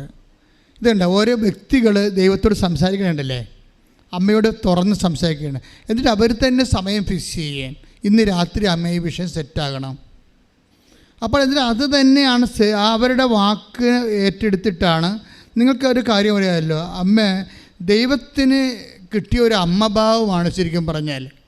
പരിശുദ്ധ മറിയം സൃഷ്ടിയാണ്, നമുക്കറിയാം, ദൈവം സൃഷ്ടിച്ച ഒരാളാണ്. പക്ഷേ ദൈവത്തിന് ഇതിലൂടെ കൈവന്ന ഒരു മാതൃഭാവമുണ്ട്, ഭയങ്കര പരിപാലന. ദൈവം അത് അമ്മയിലൂടെ ശരിക്കും നിർവഹിക്കുന്നുണ്ട്. നിങ്ങൾക്കറിയാമല്ലോ ദൈവത്തിൻ്റെ നിലപാടെന്താ? ദൈവത്തിൻ്റെ നിലപാടല്ലല്ലോ അമ്മയുടെ നിലപാട്, രണ്ടും രണ്ടാ. നിങ്ങൾക്ക് മനസ്സിലായില്ലേ? ദൈവത്തിൻ്റെ നിലപാട് ഭയങ്കര ഉയർന്നൊരു നിലപാടാണ്, അമ്മയുടെ നിലപാട് താഴ്ന്ന നിലപാടാണ്. നിൻ്റെ അവസ്ഥയിലേക്ക് താഴ്ന്നു വരൂ. ദൈവം എന്താ പറഞ്ഞിരിക്കണത്? 12:29 വായിച്ച്, ലൂക്കാന്റെ സുവിശേഷം. ശ്രദ്ധിക്കട്ടെ. ഹല്ലേലൂയ, ഹല്ലേലൂയ, ഹല്ലേലൂയ, ഹല്ലേലൂയ, ഹല്ലേലൂയ. യേശുവേ നന്ദി, യേശുവേ സ്തുതി. ഹല്ലേലൂയ, ഹല്ലേലൂയ, ഹല്ലേലൂയ, ഹല്ലേലൂയ. യേശുവേ സ്തുതി, ആരാധന. ഹല്ലേലൂയ, ഹല്ലേലൂയ, ഹല്ലേലൂയ. ലൂക്ക 12:29. എന്ത് തിന്നുമെന്നോ, എന്ത് തിന്നുമെന്നോ, എന്ത് കുടിക്കുമെന്നോ, അന്വേഷിക്കേണ്ട, ആകുലചിത്തരാവുകയും വേണ്ട. ഈ ലോകത്തിന്റെ ജനതകളാണ് ഇതെല്ലാം അന്വേഷിക്കുന്നത്. മനസ്സിലാപ്പിടിച്ചേ. ലൂക്ക 12:29. എന്ത് പറഞ്ഞ? എന്ത് തിന്നുമെന്നോ, എന്ത് കുടിക്കുമെന്നോ വിചാരിച്ച് ആകുലചിത്തരാകേണ്ട. ആരാണിത് അന്വേഷിക്കണം എന്നാ പറയണത്? ഈ ലോകത്തിന്റെ സന്തതികളാണ് ഇതൊക്കെ അന്വേഷിക്കണം. അപ്പോൾ ഇതല്ലേ ക്രിസ്തുവിൻ്റെ ഒരു നിലപാട് കണ്ട? ദൈവികമായ നിലപാട്, ഉയർന്ന നിലപാടാണ്. ഈ നിലപാടുള്ള ആളിൻ്റെ അടുത്ത് എന്നിട്ടാണ് പറയണത് അവർക്ക് വീഞ്ഞില്ലെന്ന്. മനസ്സിലായില്ലേ? ഈ നിലപാട് എന്താണ്? എന്ത് തിന്നുമെന്നോ എന്ത് കുടിക്കുമെന്നോ ചിന്തിച്ച് ആകുലപ്പെടേണ്ട. പിന്നെ ആരാണത് അന്വേഷിക്കണത്? ഈ ലോകത്തിൻ്റെ സന്തതികളാണ്. അപ്പോൾ എന്താണ്? അമ്മ ഈ ലോകത്തിൻ്റെ സന്തതിയായിട്ട് താന്നുകൊണ്ടാണ് നമുക്ക് വേണ്ടി അഡ്വക്കേറ്റ് ചെയ്യണത്. അത് മനസ്സിലായില്ലേ? അതായത് നിങ്ങളിത് കൃത്യമായിട്ട് മനസ്സിലാക്കണം. ദൈവികമായൊരു നിലവാരമെന്ന് പറയുന്നത് ദൈവത്തിൻ്റെ നിലപാട്. ഞാനിപ്പോൾ ഒരു അമ്മയില്ലായിരുന്നെങ്കിൽ ശരിക്കും പറഞ്ഞാൽ ക്രിസ്തീയത ജീവിതത്തിൻ്റെ സമ്മർദ്ദങ്ങളോട് മുഖം തിരിച്ച് നിൽക്കേണ്ടി വന്നേനാ. പറഞ്ഞ മനസ്സിലായില്ലേ? കാര്യം എന്താണ്? എന്ത് കുടിക്കുമെന്നോ എന്ത് തിന്നുമെന്ന് വിചാരിച്ചുകൊണ്ട് നിങ്ങൾ ആകുലചിത്തരാകേണ്ട. ലോകത്തിൻ്റെ സന്തതികളാണിതെല്ലാം അന്വേഷിക്കുന്നത്. ആ എന്ത് കുടിക്കുമെന്ന് പോലും ആകുലചിത്തരാകേണ്ട എന്ന് പറയുന്ന ആ ദൈവത്തിൻ്റെ മുഖത്ത് നോക്കിയിട്ടാണ് അവർക്ക് വീഞ്ഞില്ല എന്ന് പറയണത്. മനസ്സിലായ? അപ്പോൾ രണ്ട് വിഷയമാണ് ഇദ്ദേഹത്തെ ബ്രാൻഡഡ് ആകണത്. അതായത് ദൈവത്തിൻ്റെ നിലപാടിൽ എന്ത് കുടിക്കുമെന്ന് എപ്പോഴും ആകുലപ്പെട്ടുകൊണ്ടിരിക്കുന്ന ആൾക്കാർ, എന്ത് ഭക്ഷിക്കുമെന്ന് ആകുലപ്പെട്ടുകൊണ്ടിരിക്കുന്ന ആൾക്കാർ ഒന്ന് ഉത്കണ്ഠാകുലരാണ്.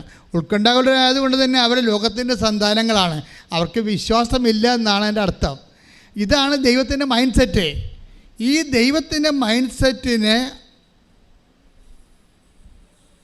കൗൺട്രാക്ട് ചെയ്തുകൊണ്ടാണ് അമ്മ നമ്മുടെ കണ്ണുനീരെ കർത്താവിൻ്റെ തിരുസന്നിധി സമർപ്പിക്കുന്നത്. ഇതാണ് അമ്മ. ശ്രുതിക്കട്ടെ ഹല്ലേലൂയ. ഹല്ലേലൂയ ഹല്ലേലൂയ ഹല്ലേലൂയ. ഞങ്ങൾക്ക് അമ്മയെ തന്നതിന് നന്ദി പറയുന്നു. ഹല്ലേലൂയ ഹല്ലേലൂയ. ശ്രുതിക്കട്ടെ ഹല്ലേലൂയ. പരമദിവ്യകാരുണ്യത്തിന് ആരാധനയും സ്തുതിയും പുകഴ്ചയും ഉണ്ടായിരിക്കട്ടെ. അപ്പം നിങ്ങളെപ്പോഴും കേൾക്കുന്നവർ മനസ്സിലാക്കണം എന്നറിയാവോ? അതായത് കേൾക്കുന്ന വിചാരിക്കും, ഓ കുടിച്ചും തിന്നൊക്കെ അമ്മയുടെ കൂടെ കഴിയാവില്ല. അതല്ല അമ്മയുടെ ഉദ്ദേശം. അമ്മയുടെ മനസ്സിൽ പറയും, ഇത് ഇൻട്രൊഡ്യൂസ് ചെയ്യേണ്ട സമയമാണ്. ആരെ? ഈശോനെ. നിങ്ങൾക്ക് ഒരു അടയാളം സംഭവിക്കുമ്പോൾ എന്താണ് ദൈവം ചെയ്യണത്? അമ്മയിലൂടെ ദൈവത്തെ നിങ്ങൾക്ക് പരിചയപ്പെടുത്തി തരികയാണ്. മനസ്സിലായല്ലേ? അമ്മ ഒരു കൈച്ചുണ്ടിയാണ്. ഇതാണ് വഴി. ഇതിലേ പോയാൽ ക്രിസ്തുവിനെ കണ്ടെത്താം. അതാണ് അമ്മ. കൈയിട്ടിച്ച് കർത്താവ് ഹല്ലേലൂയ. ഹല്ലേലൂയ ഹല്ലേലൂയ. പരമദിവ്യകാരുണ്യത്തിന് ആരാധനയും സ്തുതിയും പുകഴ്ചയും ഉണ്ടായിരിക്കട്ടെ. ഉടമ്പടി എടുത്തു കഴിഞ്ഞപ്പോൾ ആൻസിയോട് പറഞ്ഞു, ഇപ്പം ആങ്ങളുടെ കല്യാണം നടന്നല്ലോ. ഇപ്പം ആൻസി വളരെ അഭിഷിക്തയായിട്ട് നിൽക്കുകയാണ്.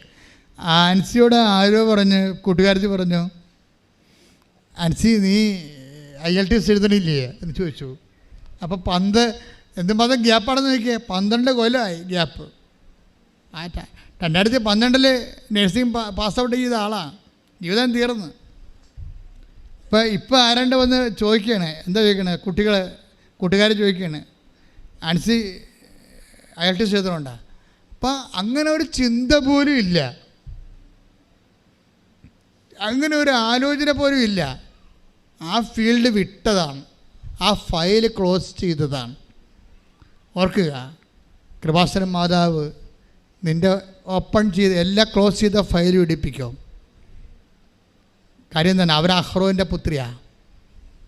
അഹ്റോൻ്റെ നമുക്കറിയാമല്ലോ, ഒരു പച്ചത്തിരി ഇതിനകത്തുണ്ടല്ലോ ഇല്ലേ? ഉടമ്പടിയിൽ ഒരു പച്ചത്തിരിയുണ്ട്. അതെന്താണ്? പ്രളയം കഴിഞ്ഞു എന്ന് നിന്നോട് പറയുകയാണ്. പച്ചത്തിരി നിനക്ക് തരുമ്പോൾ എന്താണ് കൃപാസനം അമ്മ നിന്നോട് പറയണത്? മകനെ നിൻ്റെ ജീവിതത്തിൽ പ്രളയം കഴിഞ്ഞു.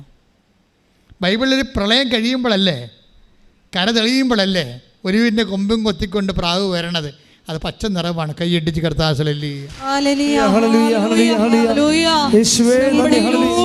ഞങ്ങളുടെ വരണ്ട കമ്പുകളെ തളിർപ്പിക്കുന്ന അവിടുത്തെ സ്നേഹത്തിന് നന്ദി പറയുന്നു.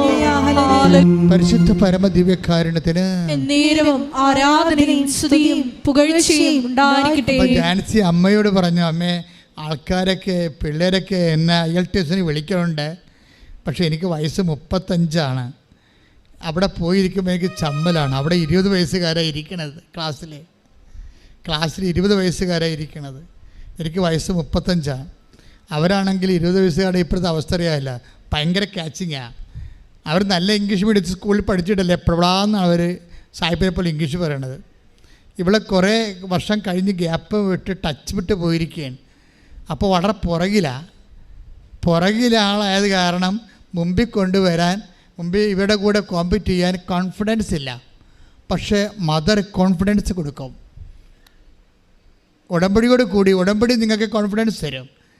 അമ്മ ഇവളുടെ കോൺഫിഡൻസ് കൊടുത്ത് പറയും, നീ അവളുടെ കൂടെ ഒന്ന് എളിമപ്പെട്ടാൽ മതി, വേറെ പ്രശ്നമൊന്നുമില്ല. നീ അവരെ കൊച്ചുപോലെ അവർ 70 വയസ്സുകാരാണ്, നീ 35 പറഞ്ഞുകൊണ്ട് നീ ചമ്മരുത്. അതിൻ്റെ അഹങ്കാരമാണ്. നീ എളിമപ്പെടണം. എളിമപ്പെട്ടിട്ട് അവിടെ കൂടെ പോയി ഇരിക്കണം. ബാക്കിയുള്ളത് ചെയ്യണതാരാ? ഞാനാ. അപ്പോൾ നിങ്ങൾക്ക് എപ്പോഴും ചിന്തിക്കേണ്ട കാര്യം, നിങ്ങളോട് ചെയ്യാൻ പറഞ്ഞാൽ ചെയ്താൽ മതി. അതിൻ്റെ ഫലം ആരുടെ കയ്യിലാണ് ഉള്ളത്? ദൈവത്തിൻ്റെ കയ്യിലാണ്. ഇതൊരു വിശ്വാസത്തിൻ്റെ യാത്രയാണ്. നിങ്ങളോട് അപ്പോൾ ഞാൻ ചെയ്യാതെ മനസ്സിലാക്കിയിട്ട് അവിടെ 20 വയസ്സുകാരുടെ കൂടെ ഇരുന്ന് പോയി പഠിക്കുക മാത്രമില്ല, പഠിച്ചിട്ട് ഫസ്റ്റ് അറ്റംപ്റ്റിൽ തന്നെ അവൾ പാസ്സായി. ശ്രദ്ധിക്കട്ടെ. ഹല്ലേലൂയ.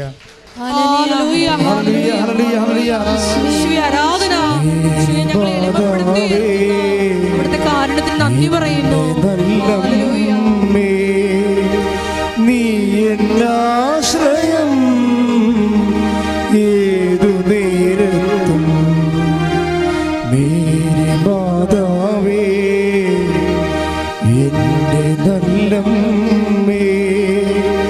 നീ എന്നാശ്രയം ഏതു നേരത്തും.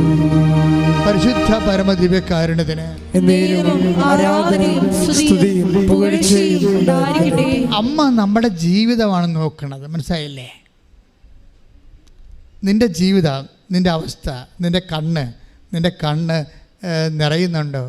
നിൻ്റെ കൺകോളിൽ ഒളിച്ചിരിക്കുന്ന കണ്ണുനീര് കാണുന്ന അമ്മയുടെ സൗഹൃദമാണ് നമുക്ക് ഉടമ്പടി നൽകുന്നത്. അതുകൊണ്ടാണ് എൻ്റെ മക്കളോട് ഞാൻ പറയുന്നത്, നിങ്ങൾ അമ്മയെപ്പോലെ വിശ്വാസത്തിലും പ്രത്യാശയിലും ദൈവസ്നേഹത്തിലും ഉടമ്പടിയിൽ അങ്ങ് മുഴുകണം. അങ്ങനെ മുഴുകിയ ദൈവം ഓൺലൈനാണ്. ആൻസി പരീക്ഷയൊക്കെ പാസ്സാക്കി കഴിഞ്ഞിട്ട് എൻ്റെ അടുത്ത് വരും. ഇവിടെ എല്ലാവരും പ്രാർത്ഥിക്കുമല്ലോ, IELTS-കാരെയും വിസ വരാത്തവരെയും ഓഫർ ലെറ്റർ വന്നവരെയും പൈസ കൊടുത്തവരെയും പ്രതിസന്ധിയിലായവരെയും എല്ലാവരെയും നേരത്തെ പ്രാർത്ഥിക്കുക. ഇപ്പം ആൻസി പറയണത്, ആൻസിയുടെ തലയെ കൈ വെച്ചിട്ട് ഞാൻ ഇവരുടെ പാസ്പോർട്ട് കൊണ്ട് അമ്മയെടുത്ത് കൊടുക്കും. പാസ്പോർട്ട് കൊടുക്കുമ്പോൾ അമ്മ 4 എന്ന് എന്നോട് പറയും.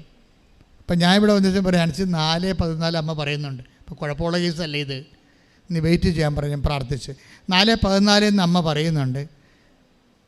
അപ്പോഴത് അവളത് അമ്മ പറയണത് വിശ്വസിച്ചോ. നമുക്കറിയാം, ഇവിടെ വെക്കുമ്പോൾ നമുക്ക് മനസ്സിൽ കർത്താവ് എനിക്കൊരു ബോധ്യം തരും. അപ്പം ഞാനത് അവരോട് പാസ് ചെയ്യും. അപ്പം 4:14 അമ്മ പറയുന്നുണ്ട്, വെയിറ്റ് ചെയ്യാൻ പറയും. അപ്പോൾ എന്താ വെച്ചാൽ പൊട്ടക്കേസല്ലേ ഇത്, നിങ്ങൾക്ക് വെയിറ്റ് ചെയ്യാം. അപ്പോഴത്തേനും 4-ാം മാസത്തിൽ അവൾ കയറിപ്പോയി. ശ്രുതിക്കട്ടെ ഹല്ലേലൂയ. അതായത് നിങ്ങൾ കുറച്ച് കഴിഞ്ഞാൽ, ഒരു ടൈം കഴിഞ്ഞാൽ എൻ്റെ മക്കളെ മെക്കാനിക്കൽ, ഇപ്പം നമുക്കറിയാമല്ലോ, പണ്ട് ഈ ലോറിയൊക്കെ ഓടിക്കണില്ലേ, പഴയ ലോറിയൊക്കെ അല്ലേ, 5 ടൺ ലോറിയൊക്കെ ഓടിക്കുമ്പോൾ അത് മെക്കാനിക്കൽ സ്റ്റിയറിങ്ങാണ്. അതൊക്കെ ഇങ്ങനെ സ്റ്റിയറിങ് പിടിച്ച് വളക്കണമെങ്കിൽ ഡ്രൈവറിൻ്റെ 18 മസിലും നമുക്ക് കാണും, പുറത്ത് കാണിക്കാതെ. ഇപ്പോഴങ്ങനെയല്ല, ഇപ്പോഴേ പവർ സ്റ്റിയറിംഗ് അല്ല, അതിങ്ങനെയല്ലേ കാണിക്കത്തുള്ളവർ അല്ലേ. അപ്പം അതുപോലെ തന്നെ പ്രെയർ പവർ സ്റ്റിയറിങ്ങിലാക്കണം. കുറച്ച് കഴിയുമ്പോൾ ഇത് അഭിഷേകമാകും. ഇപ്പോൾ ആൻസിയുടെ ഒരു സാക്ഷ്യം കേട്ടപ്പോൾ എനിക്ക് തോന്നിയേ, ആൻസിക്ക് ഭയങ്കര പേടിയാണ് വണ്ടി ഓടിക്കാൻ ഭയങ്കര പേടിയാണ്, വിറക്കും, പിന്നെ വിറക്കും, പല പ്രശ്നങ്ങളാണ്. പക്ഷേ ഒരു പ്രാവശ്യം ഈ ഉടമ്പടി എടുത്ത് കഴിഞ്ഞതിന് ശേഷം ഇവൾ ഈ പ്രത്യക്ഷീകരണ പ്രാർത്ഥന അഭിഷേകമായിട്ട് കിട്ടും. പുസ്തകം നോക്കാതെ തന്നെ നമ്മൾ ഓട്ടോമാറ്റിക്കായിട്ട് എന്തെങ്കിലും ഇഷ്യൂ വന്ന ഉടനെ പ്രത്യക്ഷീകരണ പ്രാർത്ഥന വായിന്ന് വരും. അതിന് അഭിഷേകം എന്ന് പറയുന്നത്. നമുക്ക് എന്തെങ്കിലും ഇഷ്യൂ വന്നാൽ, നമ്മളൊരു പ്രഗ്നൻസിയിൽ മകളുടെ പ്രസവത്തിന് പോയി നിൽക്കുകയാണ്. അപ്പോൾ അവളെ ഓപ്പറേഷൻ തിയേറ്റർ കയറ്റി, അപ്പോൾ അമ്മ പുറത്ത് നിൽക്കുകയാണെങ്കിൽ ഓട്ടോമാറ്റിക്കായിട്ട് ആരും പറയണ്ട, പ്രത്യക്ഷീകരണ പ്രാർത്ഥനയും വിശ്വാസ പ്രമാണവും സ്വർഗസ്ഥനായ പിതാവും നന്മ പറഞ്ഞവരെയൊക്കെ ഓട്ടോമാറ്റിക്കായിട്ട് വരും. അതിനാണ് അഭിഷേകം എന്ന് പറയുന്നത്. അതിനാണ് പ്രേയറിൻ്റെ പവർ സ്റ്റിയറിംഗ് എന്ന് പറയും. അങ്ങനെ ആയിക്കഴിഞ്ഞാൽ നിങ്ങൾ രക്ഷപ്പെട്ടു. ഇപ്പോൾ ഇവളെ സംബന്ധിച്ചിടത്തോളം ഇവളെ പറയണത്, ഞാൻ ഇത്രയും പേടിച്ച് വേർത്തും ഭയപ്പെട്ടുമൊക്കെയാണ് ഞാൻ വണ്ടി എടുത്തുകൊണ്ടിരുന്നത്. പക്ഷേ ഞാൻ ഇപ്പോഴേ വണ്ടിയെ താക്കോൽ ഇട്ട് തിരിക്കുമ്പോൾ തന്നെ എൻ്റെ മനസ്സിൽ അറിയാതെ ഞാൻ പ്രത്യക്ഷ പ്രാർത്ഥന ചൊല്ലിക്കൊണ്ടിരിക്കുകയായിരിക്കും. പക്ഷേ ഞാനത് കുറച്ച് കഴിഞ്ഞാൽ മനസ്സിലാക്കണത് ഞാൻ പ്രത്യക്ഷ പ്രാർത്ഥന ചൊല്ലിക്കൊണ്ടിരിക്കുകയായിരിക്കുമല്ല എന്ന്. അപ്പോൾ ഭയമെല്ലാം പോയി. പ്രയർ അഭിഷേകമായി കഴിഞ്ഞാൽ ഭയം പോകും. ഭയത്തെ കളയാൻ ഏറ്റവും നല്ല കാര്യം. ഇപ്പോൾ എന്ത് വിഷയമായാലും നിങ്ങളിത് അഭിഷേകമായി ഒന്ന് പ്രാർത്ഥിച്ചേ. കർത്താവ് ദൈവമേ, പ്രത്യക്ഷീകരണ പ്രാർത്ഥനയും അനുബന്ധ പ്രാർത്ഥനകളും അഭിഷേകമാകാൻ എന്നെ ആശീർവദിക്കണമേ. ഹല്ലേലൂയ.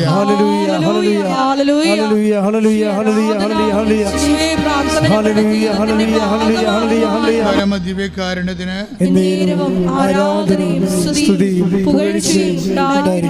അപ്പോൾ നിങ്ങൾ ഈ ഉടമ്പടി 1, 2 ഒക്കെ പുതുക്കിയവരില്ലേ? ഇപ്പോൾ ഉടമ്പടി സിൽവർ ഗ്രേ നിങ്ങൾ കണ്ടോ? 10-12 പേർക്ക് ഇഷ്യൂ ചെയ്തിട്ടുണ്ട് ഉടമ്പടി സിൽവർ ഗ്രേ. എന്നുവെച്ചാൽ 4-ാം കൊല്ലം ഉടമ്പടിയിൽ ജീവിക്കുന്നവരാണ് സിൽവർ ഗ്രേ വരണം ഫസ്റ്റ്. അപ്പോൾ അവരെ സംബന്ധിച്ചിടത്തോളം ഉടമ്പടി ജീവിത രീതിയാകും. ചിലപ്പോൾ 1,00,000 പേർ ഉടമ്പടി എടുത്താൽ ചിലപ്പോൾ 10 പേരൊക്കെ ആ മേഖല വരത്തുള്ളായിരിക്കും. ഇനി കൂടുതൽ വരാൻ സാധ്യതയുണ്ട്. കാര്യം ആൾക്കാർ ഒത്തിരി പേര് ഉടമ്പടി ജീവിത രീതി പോലെ എടുക്കുന്നുണ്ട്. കാര്യം അത് കൗതാശികമായിട്ട് ആൾക്കാരെ ശക്തിപ്പെടുത്തും, സഭയുമായിട്ട് ശക്തിപ്പെടുത്തും. അവൻ ഏത് സഭയിലാണ് വിശ്വസിക്കണം ആ സഭയിൽ അവനെ ശക്തിപ്പെടുത്തും. അങ്ങനെ കൃത്യതയോടുകൂടി ദൈവത്തിൻ്റെ കൂടെ സഞ്ചരിക്കുന്നത് ഏറ്റവും Z കാര്യങ്ങളിൽ. അതായത് നമ്മൾക്ക് ഇന്ന കാര്യമൊന്നുമല്ല, എന്ത് കാര്യവും നമുക്ക് കമ്മ്യൂണിക്കബിളാണ്. ഒരു മരിയ സ്പിരിച്വാലിറ്റി ഫോളോ ചെയ്യുമ്പോൾ ഉണ്ടാകുന്ന ഗുണം ഇതാണ്. അമ്മയ്ക്കൊന്നും നിസ്സാര ചെറിയ കാര്യങ്ങളല്ല.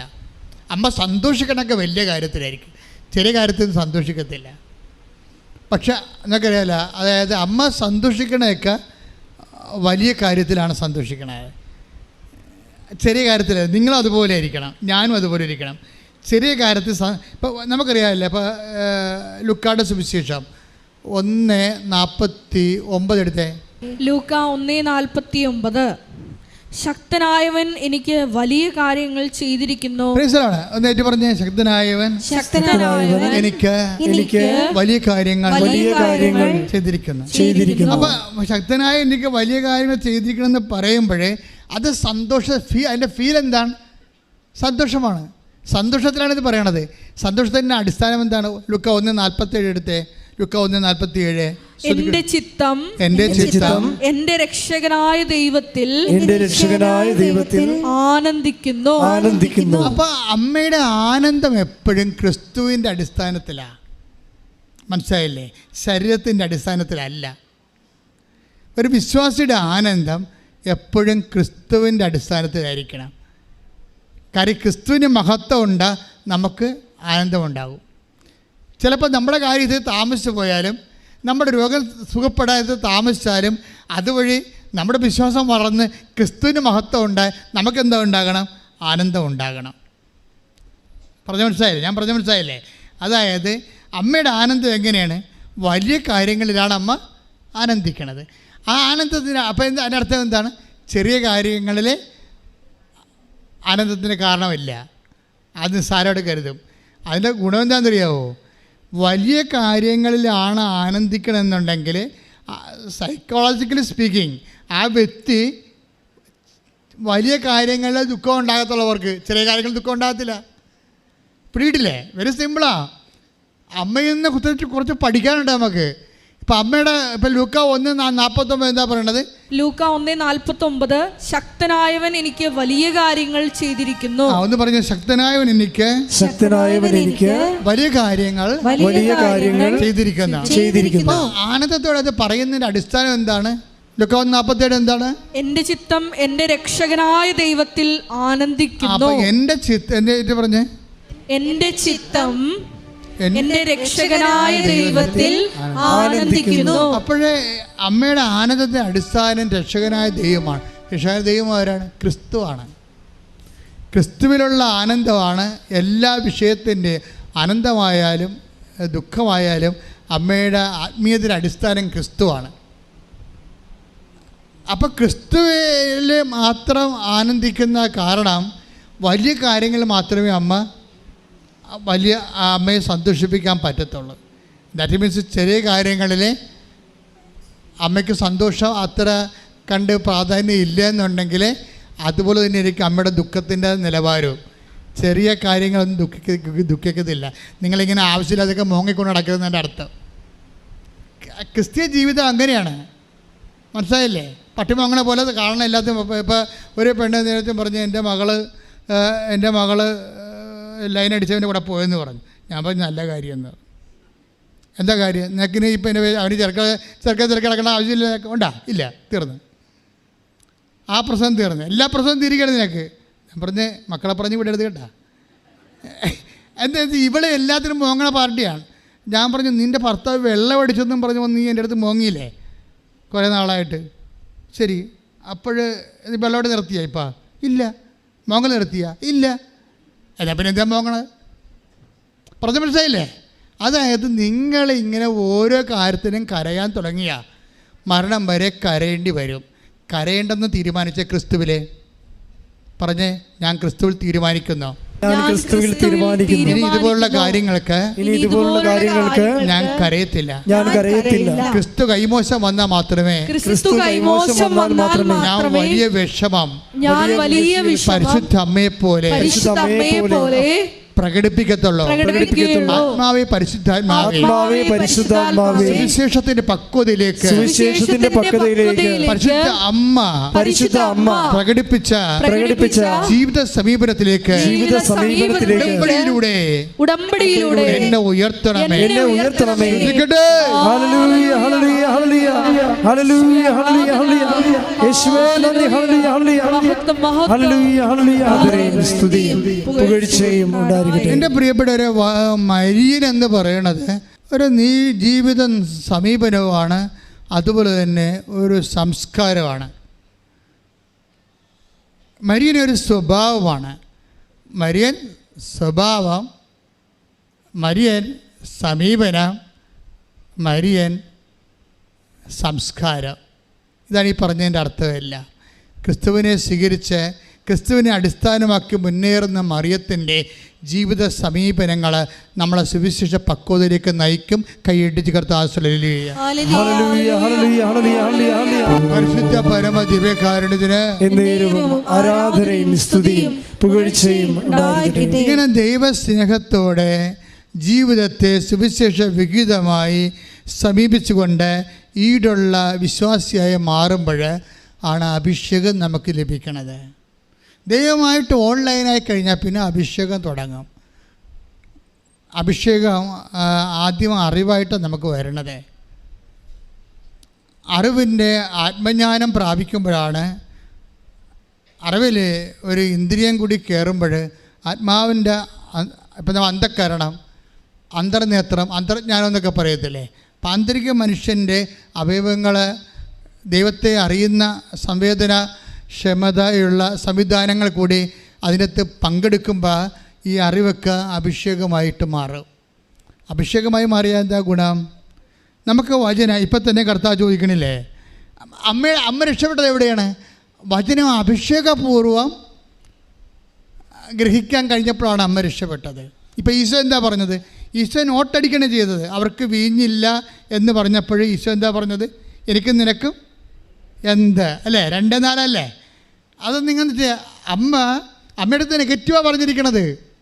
പക്ഷെ അമ്മ അതിൻ്റെ അകത്ത് അഭിഷേകമുള്ളത് കൊണ്ടാണ് അത് പോസിറ്റീവായിട്ട് തിരിച്ചറിഞ്ഞത്. എന്താണ് ഇപ്പോൾ അമ്മയോട് എന്താ, ഈശോയോട് എന്താ പറഞ്ഞത്? 2:4 യോഹന്നാന്റെ സുവിശേഷം, അവർക്ക് വീഞ്ഞില്ല. അപ്പോൾ ഈശോ എന്താ തിരിച്ചു പറയണത്? അതിനെനിക്കും നിനക്കും എന്ത്? എൻ്റെ സമയം ഇനി സായി. അപ്പോൾ എൻ്റെ സമയം ഇനി ആയിട്ടില്ലെന്ന് പറയുമ്പോൾ അഭിഷേക വിധി പ്രകാരം അമ്മ എങ്ങനെയാണ് അത് ഗ്രഹിക്കണത്? അപ്പോൾ സമയം കഴിഞ്ഞിട്ടില്ല എന്നാണ്. മനസ്സിലായില്ലേ?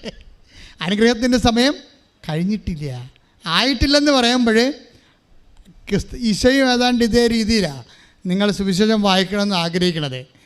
കർത്താവ് പറഞ്ഞു, നിയമത്തിൽ എന്ത് എഴുതിയിരിക്കുന്നു നീ അതെങ്ങനെ വായിക്കുന്ന? രണ്ട് വിഷയമാണ്. നിയമത്തിൽ എന്ത് എഴുതിയിരിക്കുന്നു? ഞങ്ങളൊക്കെ സെമിനാരി പഠിക്കുമ്പോൾ എഴുതിയിരിക്കുന്ന കാര്യത്തിന് ഇവർ ബുദ്ധി കൊണ്ട് ആലോചിച്ച് അതിൻ്റെ സിക്സിൻ ലേബൺ, പിന്നെ അതിൻ്റെ ജീവിത സാഹചര്യം, അതിൻ്റെ ഹെർമനറ്റിക്സ്, അതിൻ്റെ എറ്റിമോളജി, അവൻ്റെ ജിയോഗ്രഫി, ഇങ്ങനെ കുറേ കാര്യം. ഒന്നും ആവശ്യമില്ല, പല കാര്യവും ആവശ്യമില്ലാത്തതാണ്. കാര്യം അതിനകത്ത് ക്രിസ്തുവിനെ അറിയാൻ ഇതൊന്നും ആവശ്യമില്ല. പക്ഷേ ഞങ്ങൾക്ക് പഠിക്കാതെ നിവർത്തിയില്ല, അതുകൊണ്ട് ഞങ്ങൾ പഠിച്ചു. പക്ഷേ അത് പോട്ടെ, ഞാൻ എന്നെ കുറ്റപ്പെടുത്തുന്നില്ല. അതൊരു സ്കോളാസ്റ്റിക് അക്കാഡമിക് ലെവലാണ്. എൻ്റെ അക്കാഡമിക് ലെവലിനെക്കുറിച്ചല്ല ഞാൻ സംസാരിക്കുന്നത്. ഇതിൻ്റെ വചനത്തിൻ്റെ അഭിഷേക ലെവലുണ്ട്, അത് വേറെയാണ്. അത് നമ്മൾ ദൈവസ്നേഹത്താൽ കർത്താവിന് വേണ്ടി ജീവിക്കാൻ തീരുമാനിക്കുമ്പോൾ നിങ്ങളുടെ ജീവിതം, സുവിശേഷ ജീവിതം, സാക്ഷ്യ ജീവിതം ദൈവം അംഗീകരിക്കുമ്പോൾ ദൈവം നിങ്ങൾക്ക് തരുന്ന ബോധ്യമാണ് അഭിഷേകമായിട്ട് മാറണത്. അതാണ് ഈശോ ചോദിക്കുന്നത്. 12:26 ലൂക്കാന്റെ സുവിശേഷം 10:26. അവൻ ചോദിച്ചു നിയമത്തിൽ എന്ത് എഴുതിയിരിക്കുന്നു? നിത്യജീവൻ പ്രാപിക്കാൻ. ചോദ്യം ഇതാണ്. അവൻ ചോദിച്ചത് എന്താണ്? നിത്യജീവൻ പ്രാപിക്കാൻ ഞാൻ എന്ത് ചെയ്യണം? അപ്പം അതിന് ഈശോ ചോദിച്ചത് എന്താണ്? തിരിച്ച് അവൻ ചോദിച്ചു നിയമത്തിൽ എന്ത് എഴുതിയിരിക്കുന്നു? നീ എന്തു വായിക്കുന്നു? അത് പ്രസക്തമല്ല. അത് ശരിക്കും പറഞ്ഞാൽ നിയമത്തിൽ എന്ത് എഴുതിയിരിക്കുന്നു ചോദിക്കുമ്പോൾ ദാറ്റ് ഈസ് ക്ലിയർ. നീ എന്ത് വായിക്കുന്നു എന്ന് പറയണത്, നിയമത്തിൽ എന്ത് എഴുതിയാലും വചനം നമുക്കറിയാവില്ല. ആകാശം ഭൂമിയും കടന്നു പോയാലും ഞാൻ പറഞ്ഞ വചനങ്ങൾക്ക് മാറ്റമുണ്ടാകത്തില്ല. എല്ലാ മനുഷ്യ ജീവിത സാഹചര്യവും ഒന്നല്ല.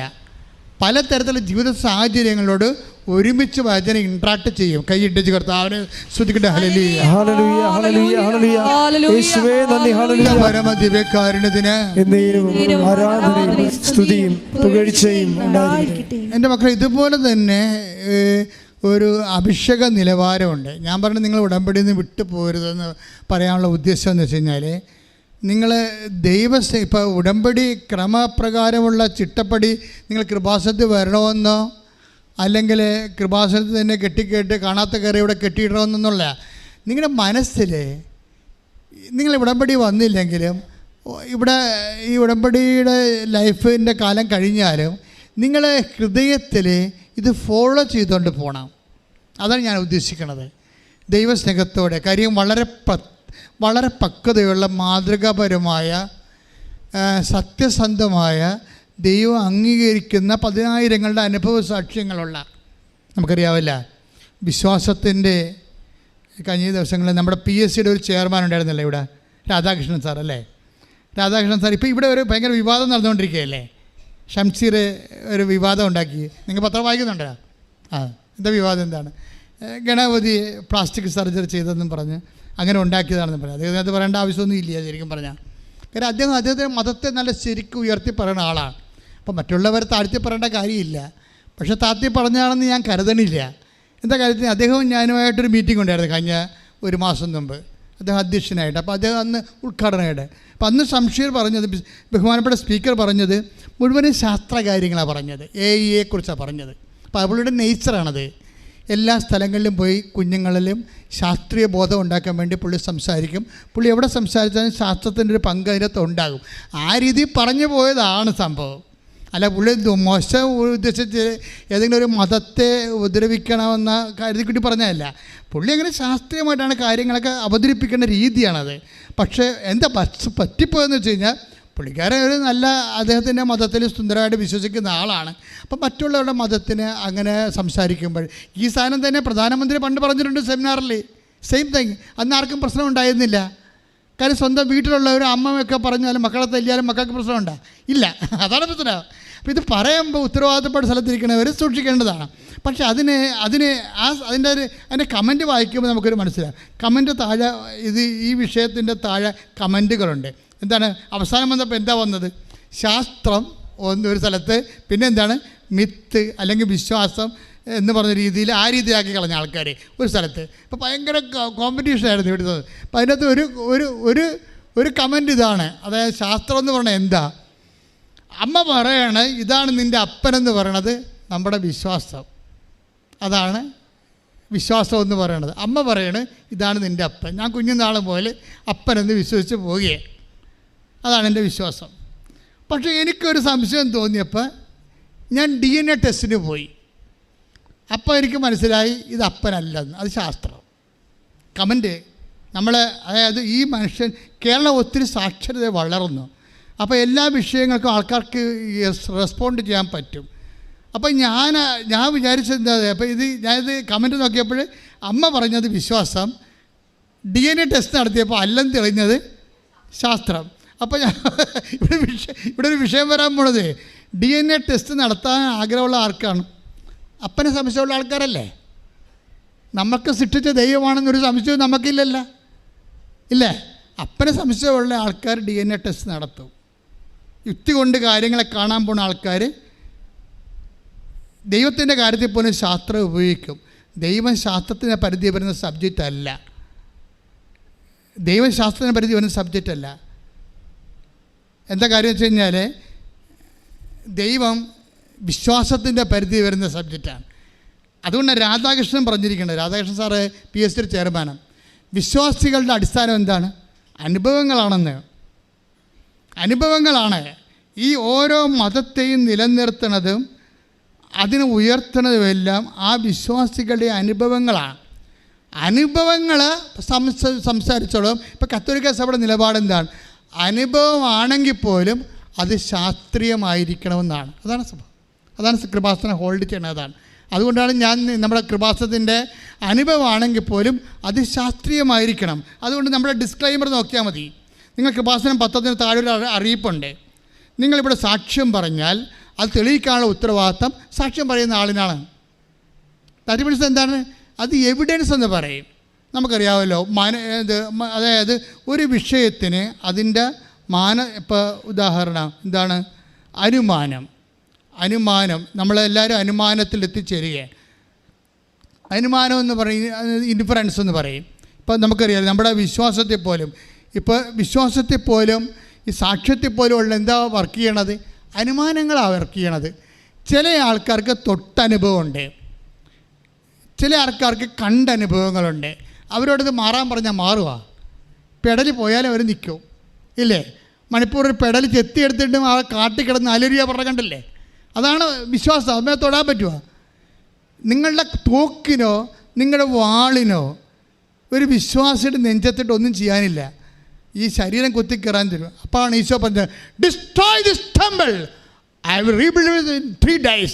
അതാണ് വിശ്വാസം. നീ ഇത് ഈശോ തന്നെ പറഞ്ഞില്ലേ, നീ ദേവാലയം നശിപ്പിക്കുക, തൻ്റെ ശരീരത്തെക്കുറിച്ച് ഞാൻ അത് 3 ദിവസം കൊണ്ട് പുനരുദ്ധരിക്കാം. അപ്പോൾ വിശ്വാസം എന്ന് പറയണത് പുനരുദ്ധാനത്തിൻ്റെതാണ്. ഏത് തകർച്ച ചെയ്യുന്നു അവൻ പുനരുദ്ധരിച്ച് വരും. ഏത് തകർച്ച ചെയ്യുന്നു. ഇപ്പോൾ മണിപ്പൂരെ സംബന്ധിച്ചിടത്തോളം വളഞ്ഞു വെച്ച് ആക്രമിക്കുന്നു. ഇപ്പം തന്നെ അവിടുത്തെ ബിഷപ്പ് പറയുന്ന എതിരായിട്ടാണ് കർദിനാൾ പറയണത്. കർദിനാൾ ഓൾസോൾഡ് പറയുന്നത് അത് വർഗീയ വംശ സമരമാണെന്ന് പറയും. അവിടുത്തെ ബിഷപ്പ് പറയും അങ്ങനെയല്ല, വിശ്വാസികളെ വളഞ്ഞു വെച്ച് ഉപദ്രവിക്കുന്നുണ്ടെന്ന് പറയും. ഇപ്പം നമ്മൾ ആരെ വിശ്വസിക്കേണ്ടത് ശരിക്കും പറഞ്ഞാൽ? ഇപ്പം ഇതുപോലെ കൺഫ്യൂഷൻസ് ഉണ്ടാക്കി വരുന്നുണ്ട്. പക്ഷേ എന്ത് കൺഫ്യൂഷൻസ് ഉണ്ടായാലും കർത്താവ് കൺഫ്യൂഷൻ ഇല്ലാത്തൊരു കാര്യം പറഞ്ഞിട്ടുണ്ട്, ലോകത്തിൽ നിങ്ങൾക്ക് ഞെരുക്കങ്ങളുണ്ടാകും ഇല്ലേ? എങ്കിലും ധൈര്യമായിരിക്കുവിൻ, ഞാൻ ലോകത്തെ കീഴടക്കിയിരിക്കുന്നു. വിശ്വാസിയെ സംബന്ധിച്ചിടത്തോളം യേശു ക്രിസ്തു ജീവനെ പുനരുദ്ധരിച്ചവനാണെങ്കിൽ അവൻ്റെ പുനരുദ്ധാനത്തെ വിശ്വസിച്ചുകൊണ്ട് കോടിക്കണക്കിന് മനുഷ്യരെ ഇന്ന് വരെ ജീവിച്ച് വന്നിരിക്കുന്നത് വിശ്വാസത്തിൻ്റെ കൂടെ അവൻ ജീവിക്കുന്നത് കൊണ്ടാണ്. അതുകൊണ്ട് ഈശോ പറഞ്ഞു, I will be with you unto the last. അന്ത്യം വരെ ഞാൻ നിങ്ങളുടെ കൂടെ ഉണ്ടാകും. അത് കാട്ടിലാണെങ്കിൽ കാട്ടിൽ, മലയടിവാരത്തിലാണ് മല അടിവാരത്തിൽ, കടലിൽ. I will not in any way disown you. ഞാൻ നിന്നെ ഒരു കാലത്തും നിന്നെ പുറന്തള്ളുകയില്ല. എൻ്റെ സഹോദരങ്ങൾ എന്നെ ശ്രദ്ധിക്കണം. നിങ്ങൾക്കിവിടെ പാല്, അതുപോലെ കഞ്ഞ്, റിയൽറ്റീസ്, വസ്തു വിൽപ്പന, ജോലി, വീട്, വിവാഹം എന്നും കൊന്നും നിങ്ങളിതെല്ലാം കിട്ടുമ്പോഴേ ഇതാണ് ക്രിസ്തുവെന്ന് നിങ്ങൾ ധരിക്കരുത്. ഇതെല്ലാം ക്രിസ്തുവിൻ്റെ നിങ്ങളുടെ സ്നേഹമാണ്. പക്ഷേ നിങ്ങൾക്ക് ക്രിസ്തുവിനോട് സ്നേഹം ഉണ്ടെങ്കിൽ അത് ഇതിലല്ല തീർക്കേണ്ടത്. അത് നിങ്ങൾ ക്രിസ്തുവിന് വേണ്ടി നിത്യതയെ സ്നേഹിച്ചുകൊണ്ട് ക്രിസ്തുവിന് വേണ്ടി ജീവിക്കാൻ തീരുമാനിച്ചുകൊണ്ടാണ്. ശ്രുതിക്കട്ടെ, ഹല്ലേലൂയ, ഹല്ലേലൂയ, ഹല്ലേലൂയ, ഹല്ലേലൂയ, ഹല്ലേലൂയ. യേശുവേ ആരാധന. ഹല്ലേലൂയ, ഹല്ലേലൂയ, അപ്പുറത്ത് ഹല്ലേലൂയ, ഹല്ലേലൂയ, നിന്നെ ലക്ഷ്യമിച്ച് ജീവിക്കുവാൻ ഹല്ലേലൂയ, ഹല്ലേലൂയ, ഹല്ലേലൂയ, ഞങ്ങളെ ഓരോരുത്തരെയും അഭിഷേകിക്കണമേ. ഹല്ലേലൂയ. എന്നേരവും ആരാധനയും സ്തുതിയും പുകഴ്ചയും ഉണ്ടായിരിക്കട്ടെ. പരിശുദ്ധ പരമദിവ്യകാരുണ്യത്തിന് എന്നേരവും ആരാധനയും സ്തുതിയും പുകഴ്ചയും ഉണ്ടായിരിക്കട്ടെ. എൻ്റെ പ്രിയപ്പെട്ടവരെ, ഒത്തിരിയേറെ സാക്ഷ്യങ്ങൾ നമ്മൾ എല്ലാ ദിവസവും കേൾക്കുമ്പോൾ ഈ ആരാധന സമയങ്ങളിൽ ആരാധന എപ്പോൾ എവിടെ കൂടിയാലും അത് പങ്കെടുക്കുന്നവർ വിദൂരങ്ങളായിരിക്കുമ്പോൾ അവിടെ നൽകുന്ന ദർശനങ്ങളിലേക്ക് വിശ്വാസം നമ്മൾ അപ്ലൈ ചെയ്യുമ്പോൾ അവർക്ക് കർത്താവ് സൗഖ്യം കൊടുക്കുന്നതായിട്ട് കണ്ടുണ്ട്. അപ്പോൾ ഈ ആരാധനയെ കാണുന്ന പോലെ ഒരു പടമല്ല ശരിക്കും പറഞ്ഞാൽ. കുർബാനയൊക്കെ അർപ്പിക്കുമ്പോൾ കത്തോലിക്ക സഭയുടെ നിലപാട് കുർബാന TV-യിൽ കൂടുന്നതിനോട് സഭ എതിർപ്പാണ്. എൻ്റെ ടൈം കഴിഞ്ഞു. പിന്നെ ഷാലോമിലെ കുർബാനയുണ്ട്, അത് കിടപ്പ് രോഗികൾക്ക് വേണ്ടിയുള്ളതാണ്. കാര്യം കുർബാനയും നമ്മൾ കാണുന്നത് പടമാണ്. നമുക്കറിയാമല്ലോ, പിക്ചറിൽ എന്താ കാണുക? പിക്ചർ ട്യൂബ് എന്നല്ലേ പറയണത്. TV-ക്ക് മറ്റേ മൊബൈൽ സ്ക്രീൻ എന്നല്ലേ പറയണത്. അപ്പം അതൊന്നും കുർബാനയല്ല ശരിക്കും പറഞ്ഞാൽ. പിന്നെ ലോക്ക്ഡൗണിൻ്റെ ഒക്കെ ഒരു കാലത്ത് നമുക്ക് വേറെ ഓപ്ഷൻ ഇല്ലാഞ്ഞതുകൊണ്ട് സഭ ഇത് അംഗീകരിച്ച പിക്ചർ തന്നെയാണത്, പടവാണ്, കുർബാനയല്ല. അതുകൊണ്ട് നിങ്ങൾ ആരും വിചാരിക്കരുത് മൊബൈലിലെ കുർബാന. ഇപ്പോൾ അറബി നാട്ടിലൊക്കെ താമസിക്കുന്നവരുണ്ട്, അവർ പിന്നെ കപ്പലിൽ കരകാണാതെ 6 മാസമൊക്കെ ജീവിക്കുന്നവരുണ്ട്. കുർബാന സാധ്യമില്ല അവർക്ക്. അവർക്ക് ഓപ്ഷനുണ്ട്. അവർക്ക് സഭ ഇതിനുള്ള അനുവാദം കൊടുത്തിട്ടുണ്ട്. നിങ്ങളുടെ മൊബൈലിൽ നെറ്റിലാണ് കുർബാന കൂടാൻ പറ്റണമെങ്കിൽ അങ്ങനെ കൂടുന്ന ആൾക്കാരുണ്ട്. പക്ഷേ ഫിസിക്കലായിട്ടാണ് ഇത് എപ്പോഴും കൂറേണ്ടത്. പക്ഷേ ഈ കുർബാന നമ്മളുടെ ഈ കൃപാസനം ആരാധനയിൽ ഇതൊരു പടമല്ല ശരിക്കും പറഞ്ഞാൽ. കാര്യം ഇത് ഏത് സമയത്ത് ആൾക്കാർ കൂടുമ്പോഴും ഒരു കൊല്ലം കഴിഞ്ഞാൽ ഒരു 6 മാസം കഴിഞ്ഞ് 2 ദിവസം കഴിഞ്ഞാലും അപ്പോൾ ഇത് 2 മാസം കഴിഞ്ഞ് കൂടിയാലും ഒക്കെ ആൾക്കാർക്ക് വിശ്വാസമുള്ളവർക്ക് വിശ്വസിച്ച് അത് കൂടുന്നവർക്ക് ആ തത്സമയ അനുഭവങ്ങൾ കൊടുക്കുന്നുണ്ട്. അതുകൊണ്ട് തന്നെ നിങ്ങൾ വളരെ ശ്രദ്ധിച്ച് വേണം ഈ വിഷയം കൈകാര്യം ചെയ്യാൻ. എനിക്ക് പേടിയുണ്ട്, അതുകൊണ്ടാണ് ഞാൻ ഇത്രയും വിചാരിച്ചില്ല ദൈവം ഇങ്ങനെ ഇത്രയും വലിയ കാര്യങ്ങൾ ചെയ്യുമെന്ന്. ഇത് ഇൻ്റർകോണ്ടിനെൻ്റൊക്കെ ആൾക്കാർ തളർവാദ രോഗികൾ എഴുന്നേറ്റ് പോകുന്നുണ്ട്.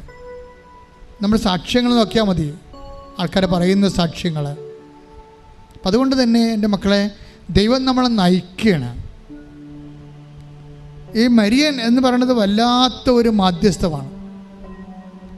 നമുക്കിപ്പോൾ കാനായിലെ കല്യാണത്തിന് ഇപ്പോൾ ഇന്ന് വ്യാഖ്യാനിച്ചപ്പോൾ പരിശുദ്ധാന പറഞ്ഞില്ലേ, എന്താണ് സമയമായില്ല എന്ന് പറയുമ്പോൾ അമ്മ അത് അഭിഷേകത്തെ വ്യാഖ്യാനിക്കണത് എന്താണ്? സമയം കഴിഞ്ഞിട്ടില്ല എന്നാണ്. അതാണ് സമയം കഴിഞ്ഞിട്ടില്ല, ക്രിസ്തുവിൻ്റെ മഹത്വത്തിൻ്റെ സമയം കഴിഞ്ഞിട്ടില്ല. അപ്പം അതിൻ്റെ ഏത് സമയത്തും അവിടെ നമുക്ക് ഫെയ്ത്ത് ഇൻവെസ്റ്റ് ചെയ്യാൻ പറ്റും. അത് വല്ലാത്ത ഇന്ന് വെളുപ്പിനാണ് ഇതിനെക്കുറിച്ച് അമ്മ എന്നോട് സംസാരിച്ചത്. സമയം കഴിഞ്ഞിട്ടില്ല എന്നാണ് അമ്മ അത് മനസ്സിലാക്കിയെന്ന്. അപ്പം അമ്മ ആ ഭാഗം എടുത്തു. പിന്നെ സമയം കഴിഞ്ഞിട്ടില്ലെങ്കിൽ പിന്നെ എന്നാ കുഴപ്പം? ഏത് സമയത്ത് വേണമെങ്കിലും അമ്മയ്ക്ക് ആപ്ലിക്കേഷൻ പ്ലേസപ്പ് ചെയ്യാൻ പറ്റും. വചനം അഭിഷേകപൂർവ്വം വായിക്കാൻ കർത്താവ് ചോദിച്ച പോലെ വചനത്തിൽ എന്ത് എഴുതിയിരിക്കുന്നോ നീ അതെങ്ങനെ വായിക്കുന്നു? നിനക്കും ആഫ്രിക്കയിലുള്ളവർക്കും അമേരിക്കയിലുള്ളവർക്കും ഒരു വചനമേ ഉള്ളൂ, പക്ഷെ അവർക്ക് വായന പലതരമാണ്. കാര്യം അവിടെ സിറ്റുവേഷൻസ് വളരെ വ്യത്യാസമാണ്. അപ്പോൾ ഓരോരുത്തരുടെ മനുഷ്യൻ്റെ ജീവിതം സിറ്റുവേഷൻസ് വ്യത്യാസമുള്ളതനുസരിച്ച് അവനൊരു പ്രൈവറ്റ് വായനയുണ്ട്. അതാണ് ഈശോ ചോദിക്കുന്നത്, നീ അതെങ്ങനെ വായിക്കുന്നു? നിനക്ക് വായിക്കാൻ ദൈവം എങ്ങനെയാണത് വ്യാഖ്യാനിച്ച് തന്നിരിക്കുന്നത്? വ്യാഖ്യാനം പരിശുദ്ധാത്മാവിൻ്റെതാണ്. വചനത്തിൻ്റെ ഒരു പ്രത്യേകത അതാണ്. വചനം എല്ലാം അനന്തമായ പൊട്ടൻസിയാണുള്ളത്. എല്ലാ ജനപദങ്ങൾക്ക് വേണ്ടി എല്ലാ കാലങ്ങളിലേക്കും കർത്താവിൻ്റെ സ്നേഹമായി വചനം നമ്മളിലേക്ക് വരികയാണ്. കൈയടിച്ച് കർത്താവിനെ സ്തുതിക്കുക.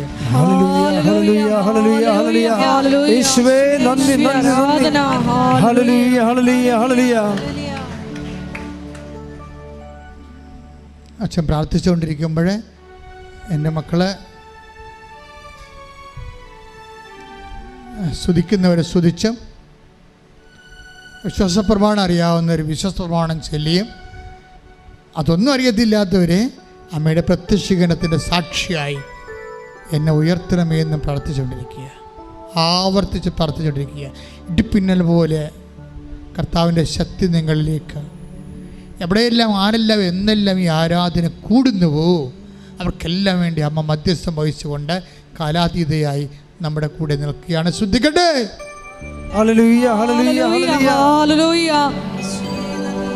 യേശുവിന്റെ ഉന്നതമായ നാമത്തിന് സ്വസ്ഥം ചെയ്യുന്നു. നിന്റെ വിശുദ്ധ പൗരോഹിത്യത്തെ കർത്താവെ മഹത്വപ്പെടുത്തണമേ. കർത്താവെ സഭയിലുള്ള സാന്നിധ്യം പ്രകടമാക്കണമേ. കുഞ്ഞു കാര്യങ്ങളെപ്പോലും ഓർത്ത് അവിടെ കണ്ണുനീരിൻ്റെ കാരണങ്ങൾ കണ്ടെത്തുന്ന ദൈവമേ, അവൻ വിധവയുടെ ഏക മകനാണെന്ന് തിരിച്ചറിഞ്ഞ ഒറ്റ കാരണത്താൽ കുഴിയിലേക്ക് പോയിക്കൊണ്ടിരുന്ന ശവപ്പെട്ടിയെ ഇടവഴിക്ക് തടഞ്ഞു നിർത്തിയ ദൈവമേ, നിന്റെ തടഞ്ഞു നിർത്തുന്ന വലിയ കരങ്ങൾ തകർച്ചയിലേക്ക് പോകുന്ന ദുരന്തത്തിലേക്ക് പോകുന്ന അങ്ങനെ മക്കളുടെ ജീവിതത്തെ അമ്മയുടെ മധ്യസ്ഥത്താൽ ഈ ആരാധനയിൽ തടഞ്ഞു നിർത്തിക്കൊണ്ട് മാരക രോഗങ്ങള്, തീരാവേദികള്, ജീവിത ദുരിതങ്ങള് യേശു ക്രിസ്തുവിന്റെ നാമത്തില് മാറിപ്പോകട്ടെ.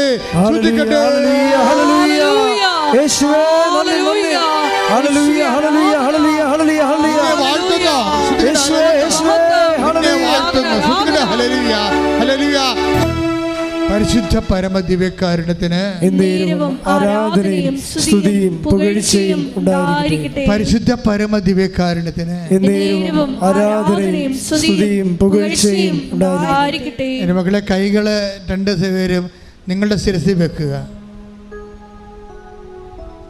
അച്ഛനോട് ചേർന്ന് പ്രാർത്ഥിക്കുക. കർത്താവേ, കർത്താവേ, ഞങ്ങളുടെ കൈകളെ അങ്ങയുടെ ആണിപ്പഴുതാർന്ന അത്ഭുത കരങ്ങളാൽ ഇപ്പോൾ സ്പർശിക്കണമേ. അടിപ്പിണർ പോലെ വൈദ്യുത ആഘാതം പോലെ ഇപ്പോഴേ ഉച്ചി മുതൽ ഉള്ളംകാൽ വരെ കർത്താവിന്റെ രക്തം പടരട്ടെ. ഞങ്ങളിപ്പോൾ ആർക്ക് വേണ്ടി പ്രാർത്ഥിക്കുന്നുവോ, ആരും മനസ്സിലോർക്കുന്നുവോ അവരുടെ മേലും പരിശുദ്ധാത്മാവിനെ അയക്കണമേ. കർത്താവേ, അങ്ങയുടെ തിരുരക്തത്താൽ അവരെ തളിക്കണമേ. മാർഗരോഗികൾ, പീഡാവേദികൾ യേശുവിന്റെ നാമത്തിൽ മാറിപ്പോകട്ടെ. ഹല്ലേലൂയ, ഹല്ലേലൂയ, ഹല്ലേലൂയ. ആത്മാവിന്നലരിലവതാരമാകും നവകിന്നരം തൂക്കി ഞങ്ങൾ പാടും. ലോകമാകും ബാബിലോണിൽ മിഴിനീരിൻ പുഴയോരം സ്തുതി പാടും. എൻ്റെ പ്രിയപ്പെട്ടവരെ, ദൈവസ്നേഹത്തോടെ പാടണം. നിങ്ങൾ പ്രാർത്ഥിക്കുമ്പോഴേ ഞാൻ നിങ്ങളോടുള്ള സ്നേഹത്തിലാണ് പ്രാർത്ഥിക്കുന്നത്, അല്ലാതെ ഇങ്ങനെ ഒരു ഫങ്ഷൻ പോലെ ചെയ്യുകയല്ല. I must know that you are healed. എനിക്ക് നിർബന്ധമാണ് നിങ്ങൾ ഇവിടുന്ന് കർത്താവ് നിങ്ങളെ തൊട്ടിട്ട് പോകണമെന്ന്. എനിക്ക് നിർബന്ധമാണ്. ഇവിടെ ഈ എവിടെയെല്ലാം എന്തെല്ലാം എപ്പോഴെല്ലാം ഈ ധനം കൂടിയാലും ദേ മസ്റ്റ് ഫീൽ ജീസസ്. അവർ കർത്താവിനെ തൊടണം, കർത്താവ് അവരെ തൊടണം. ഞാൻ സത്യം പറഞ്ഞാൽ പലപ്പോഴും ഓർക്കും, കർത്താവ് ഞാൻ നിന്നെ വിടത്തില്ലെന്ന് പറയും. എന്താ കാര്യം? നീ ഞങ്ങൾക്ക് വേണ്ടി രക്തം ചിന്തിയവനാ. അപ്പോൾ നീ ഞങ്ങൾക്ക് വേണ്ടി പരപിതാവ് നിന്നെ മുഴുവനായി ഞങ്ങൾക്ക് വേണ്ടി ചെലവഴിച്ചതാണ്. അപ്പം നീ ഞങ്ങളുടെ സ്വന്തമാണ്. അതുകൊണ്ട് തന്നെ ഇഹത്തിലായാലും പരത്തിലായാലും നീയാണ് ഞങ്ങളുടെ അവകാശം, നീയാണ് ഞങ്ങളുടെ ഓഹരി. ശ്രദ്ധിക്കട്ടെ. ഹല്ലേലൂയ, ഹല്ലേലൂയ. യേശുവേ നന്ദി. ഹല്ലേലൂയ, ഹല്ലേലൂയ, ഹല്ലേലൂയ, ഹല്ലേലൂയ, ഹല്ലേലൂയ. യാക്കോബിനെ പോലെ ഞങ്ങൾ പ്രാർത്ഥിക്കുന്നു. ഒരുമിച്ച് പാടട്ടെ. ഞങ്ങളെ അനുഗ്രഹിച്ചാലല്ലാതെ ഞങ്ങൾ അങ്ങേ വിടുകയില്ല. എൻ്റെ പ്രിയപ്പെട്ടവരെ, ഇനി താഴെ പറയുന്ന വിഷയങ്ങളാണ് പ്രാർത്ഥിക്കുന്നത്. പിഞ്ചു കുഞ്ഞുങ്ങൾക്ക് വേണ്ടി പ്രാർത്ഥിക്കാൻ പോകുന്ന ഓട്ടിസമുള്ള കുഞ്ഞുങ്ങളെ, ഹൈപ്പർ ആക്ടിവിറ്റി ഉള്ള കുഞ്ഞുങ്ങളെ, ചില കുഞ്ഞുങ്ങൾക്ക് മൂത്രം പോകുന്നില്ല, മലം പോകുന്നില്ല, ചില കുഞ്ഞുങ്ങളെ വീർത്തിരിക്കുന്നതായിട്ട് ഇപ്പോൾ ഈശോ കാണിച്ചത് കണ്ണ് വീർത്തിരിക്കുന്നതായിട്ട് കാണിക്കുന്നുണ്ട്. അമ്മയുടെ തോളയിൽ കിടക്കുന്ന കുഞ്ഞ്, 1 വയസ്സ് പോലും ഇല്ലാത്ത കുഞ്ഞിൻ്റെ കണ്ണ് വീർത്തിരിക്കുന്നതായിട്ട് ആ കുഞ്ഞിനെ കർത്താവ് സുഖപ്പെടുത്തുന്നുണ്ട്. ഇപ്പോഴേ പരിശുദ്ധ പരമ ദിവ്യകാരുണ്യത്തിന് അഡിനോയിഡിൻ്റെ അസുഖമുള്ളവർ, മൂക്കിൽ ദിശ വളരുന്നവർ, അതുപോലെ ഉദരത്തിൽ സിസ്റ്റുള്ളവരെ, നമുക്കറിയാമല്ലോ എത്രയോ സിസ്റ്റുകളാണ് കർത്താവ് ഓരോരുത്തരും വന്ന് സാക്ഷ്യം പറയുന്നില്ല. ഓപ്പറേഷൻ പോലും വേണ്ടാതെ സിസ്റ്റുകൾ കർത്താവ് പറഞ്ഞതാണ് സംഭവിക്കുന്നത്. കർത്താവ് മോസസിനോട് പറഞ്ഞില്ലേ, നിങ്ങൾ ഇന്ന് കാണുന്ന ഈജിപ്തുകാരെ നാളെ നിങ്ങൾ കാണത്തില്ലെന്ന്. അതുപോലെ ഇന്ന് കാണുന്ന സിസ്റ്റ് നിങ്ങൾ നാളെ കാണത്തില്ല. അത് നിൻ്റെ ദൈവത്തിൻ്റെ നിന്നോടുള്ള സ്നേഹമാണ്. ശ്രദ്ധിക്കട്ടെ. ഹല്ലേലൂയ, ഹല്ലേലൂയ, ഹല്ലേലൂയ. എൻ്റെ പ്രിയപ്പെട്ടവരെ, നമ്മളിപ്പോൾ പ്രാർത്ഥിക്കാൻ പോകുന്നത് കടക്കമ്പോളങ്ങൾ. കർത്താവ് കാണിച്ചു തരുന്നതനുസരിച്ചും പ്രാർത്ഥിക്കുന്നുണ്ട്, പിന്നെ എൻ്റെ മനസ്സിൽ നിന്ന് എടുത്തും പ്രാർത്ഥിക്കുന്നുണ്ട്. ഇപ്പം പ്രാർത്ഥിക്കുന്നത് മനസ്സിൽ നിന്ന് എടുത്തല്ല, കർത്താവ് കാണിച്ചു തന്നതാണ്. 2 കാര്യങ്ങളാണ്. ഒന്ന്, ഒരു വാഴത്തോട്ടം, ചെറുത് വാഴത്തോട്ടമല്ല, ഒരു 10,000-15,000 വാഴകളുള്ള തോട്ടം.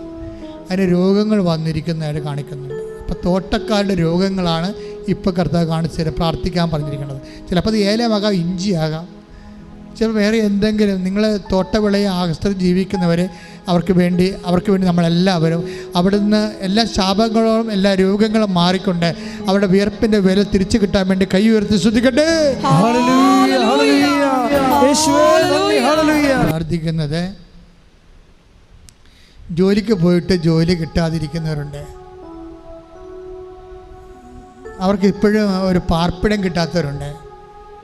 വിദേശത്ത് അകപ്പെട്ടു പോയവർ, അവരിപ്പോഴും ഒളിവിൽ താമസിക്കുന്നവരുണ്ട്, തിരിച്ച് നാട്ടിലേക്ക് വരാൻ പറ്റാതിരിക്കുന്നവരുണ്ട്, കാണാതെ പോയി ജീവിത പങ്കാളിയും മക്കളുമുണ്ട്. അവിടെ കൂടെ തന്നെയാണ് മൈസൂരിലെ മണിപ്പൂരിലെ വേദനിക്കുന്ന മക്കളെ.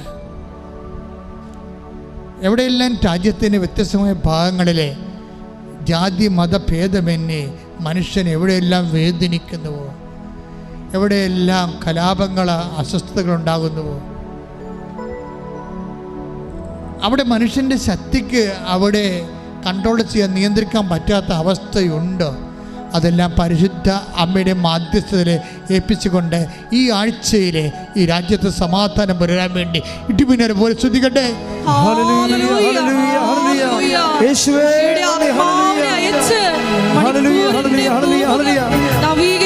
എപ്പോഴും ബൈബിളിലെ ഒരു പ്രോബ്ലം ഇതാണ്, ആൾക്കാരുടെ ഒരു ഡിസ്പോസിഷൻ അതാണ്, എനിക്ക് മെരിറ്റില്ല എന്നുള്ളതാണ്.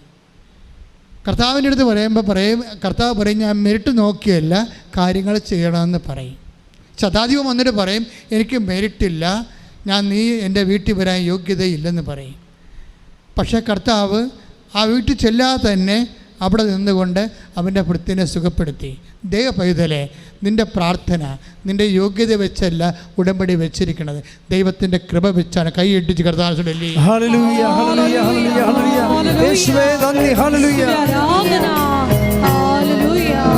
എൻ്റെ മക്കളെ, പലരും ഉടമ്പടി ധ്യാനം കൂടുന്നതേ ഇപ്പം ചൊവ്വാഴ്ചയാണ് ഇത് അപ്പ് ചെയ്യണത്. അപ്പോൾ ചൊവ്വാഴ്ച വരെ ആൾക്കാരെ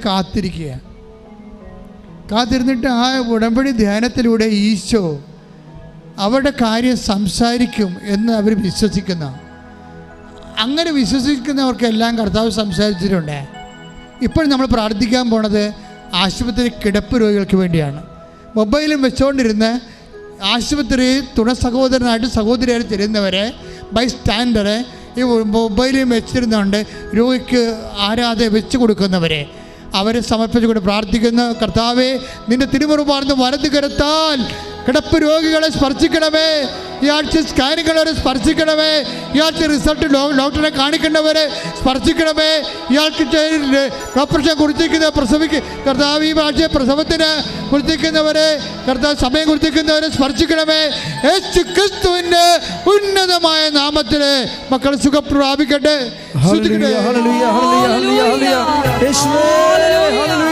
ജോലിയില്ലാത്തവരെ, ജോലിക്ക് വേണ്ടി ശ്രമിക്കുന്നവരെ, നാട്ടിൽ ശ്രമിക്കുന്നവർ, പരീക്ഷ എഴുതി കഴിഞ്ഞവർ, റിസൾട്ട് പ്രതീക്ഷിക്കുന്നവർ, റിസൾട്ട് ഫ്ലോപ്പായിട്ട് വന്നവർ, ഇനി എന്ത് ചെയ്യണമെന്നറിയാൻ പല മനസ്സ് കുഴങ്ങുന്നവർ, എല്ലാവരെയും അമ്മയുടെ കൈകളിൽ ഞാൻ പിടിപ്പിക്കുക. നിങ്ങളെ വിശ്വസിക്കുക. അമ്മ നിങ്ങളെ തീർച്ചയായിട്ടും ഈശോൻ്റെ അടുക്കൽ നിന്ന് നിങ്ങളെ സന്ധിക്കും. നിങ്ങൾക്ക് സാക്ഷ്യം പറയാൻ കഴിയും. നിങ്ങൾ തന്നെ മനസ്സിൽ പറയുക, ഞാൻ സാക്ഷ്യം പറയും.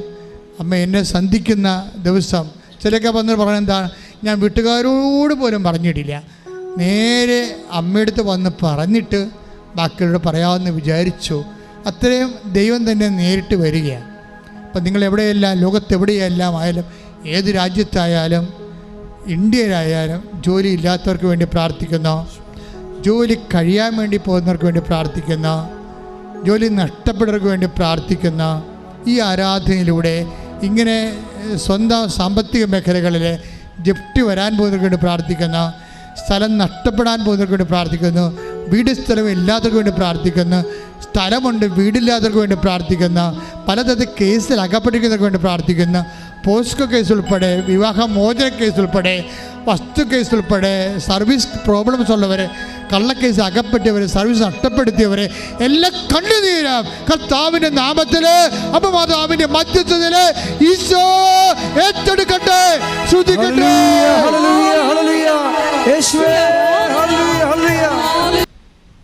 ഓൺലൈനിലുള്ളവർ ശ്രദ്ധിക്കുക, മൗന പ്രാർത്ഥനയുടെ സമയമാണിത്. അച്ഛൻ മക്കളുടെ കാര്യങ്ങൾ എന്തെങ്കിലും വിട്ടുപോയിട്ടുണ്ടെങ്കിൽ ഇപ്പോഴേ കൃപാസ്ഥാനത്താറെ ജീവനോടെ പ്രത്യക്ഷപ്പെട്ട അമ്മയുടെ തിരുസന്നിധിയിൽ നിൻ്റെ വിഷയങ്ങൾ കണ്ണുനീരോടെ മൗനമായി സമർപ്പിക്കുക.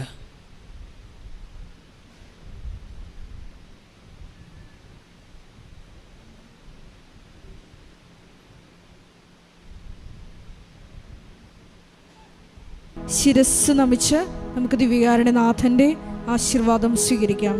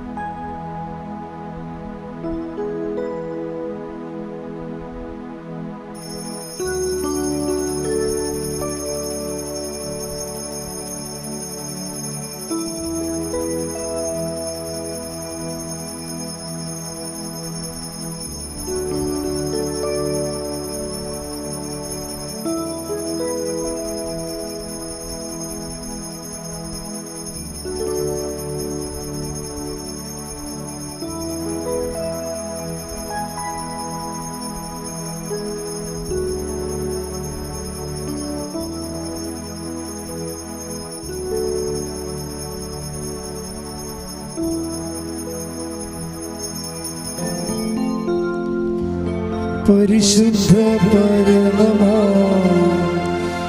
ദിവ്യകാരുണ്യമേ,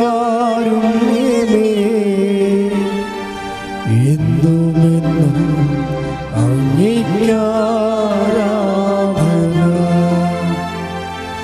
പരിശുദ്ധ പരമമാ ദിവ്യകാരുണ്യമേ,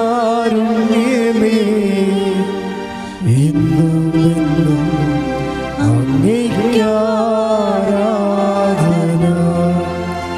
പരിശുദ്ധ പരമമാ ദിവ്യകാരുണ്യമേ, എന്നുമെന്നും അങ്ങേയ്ക്കാരാധന.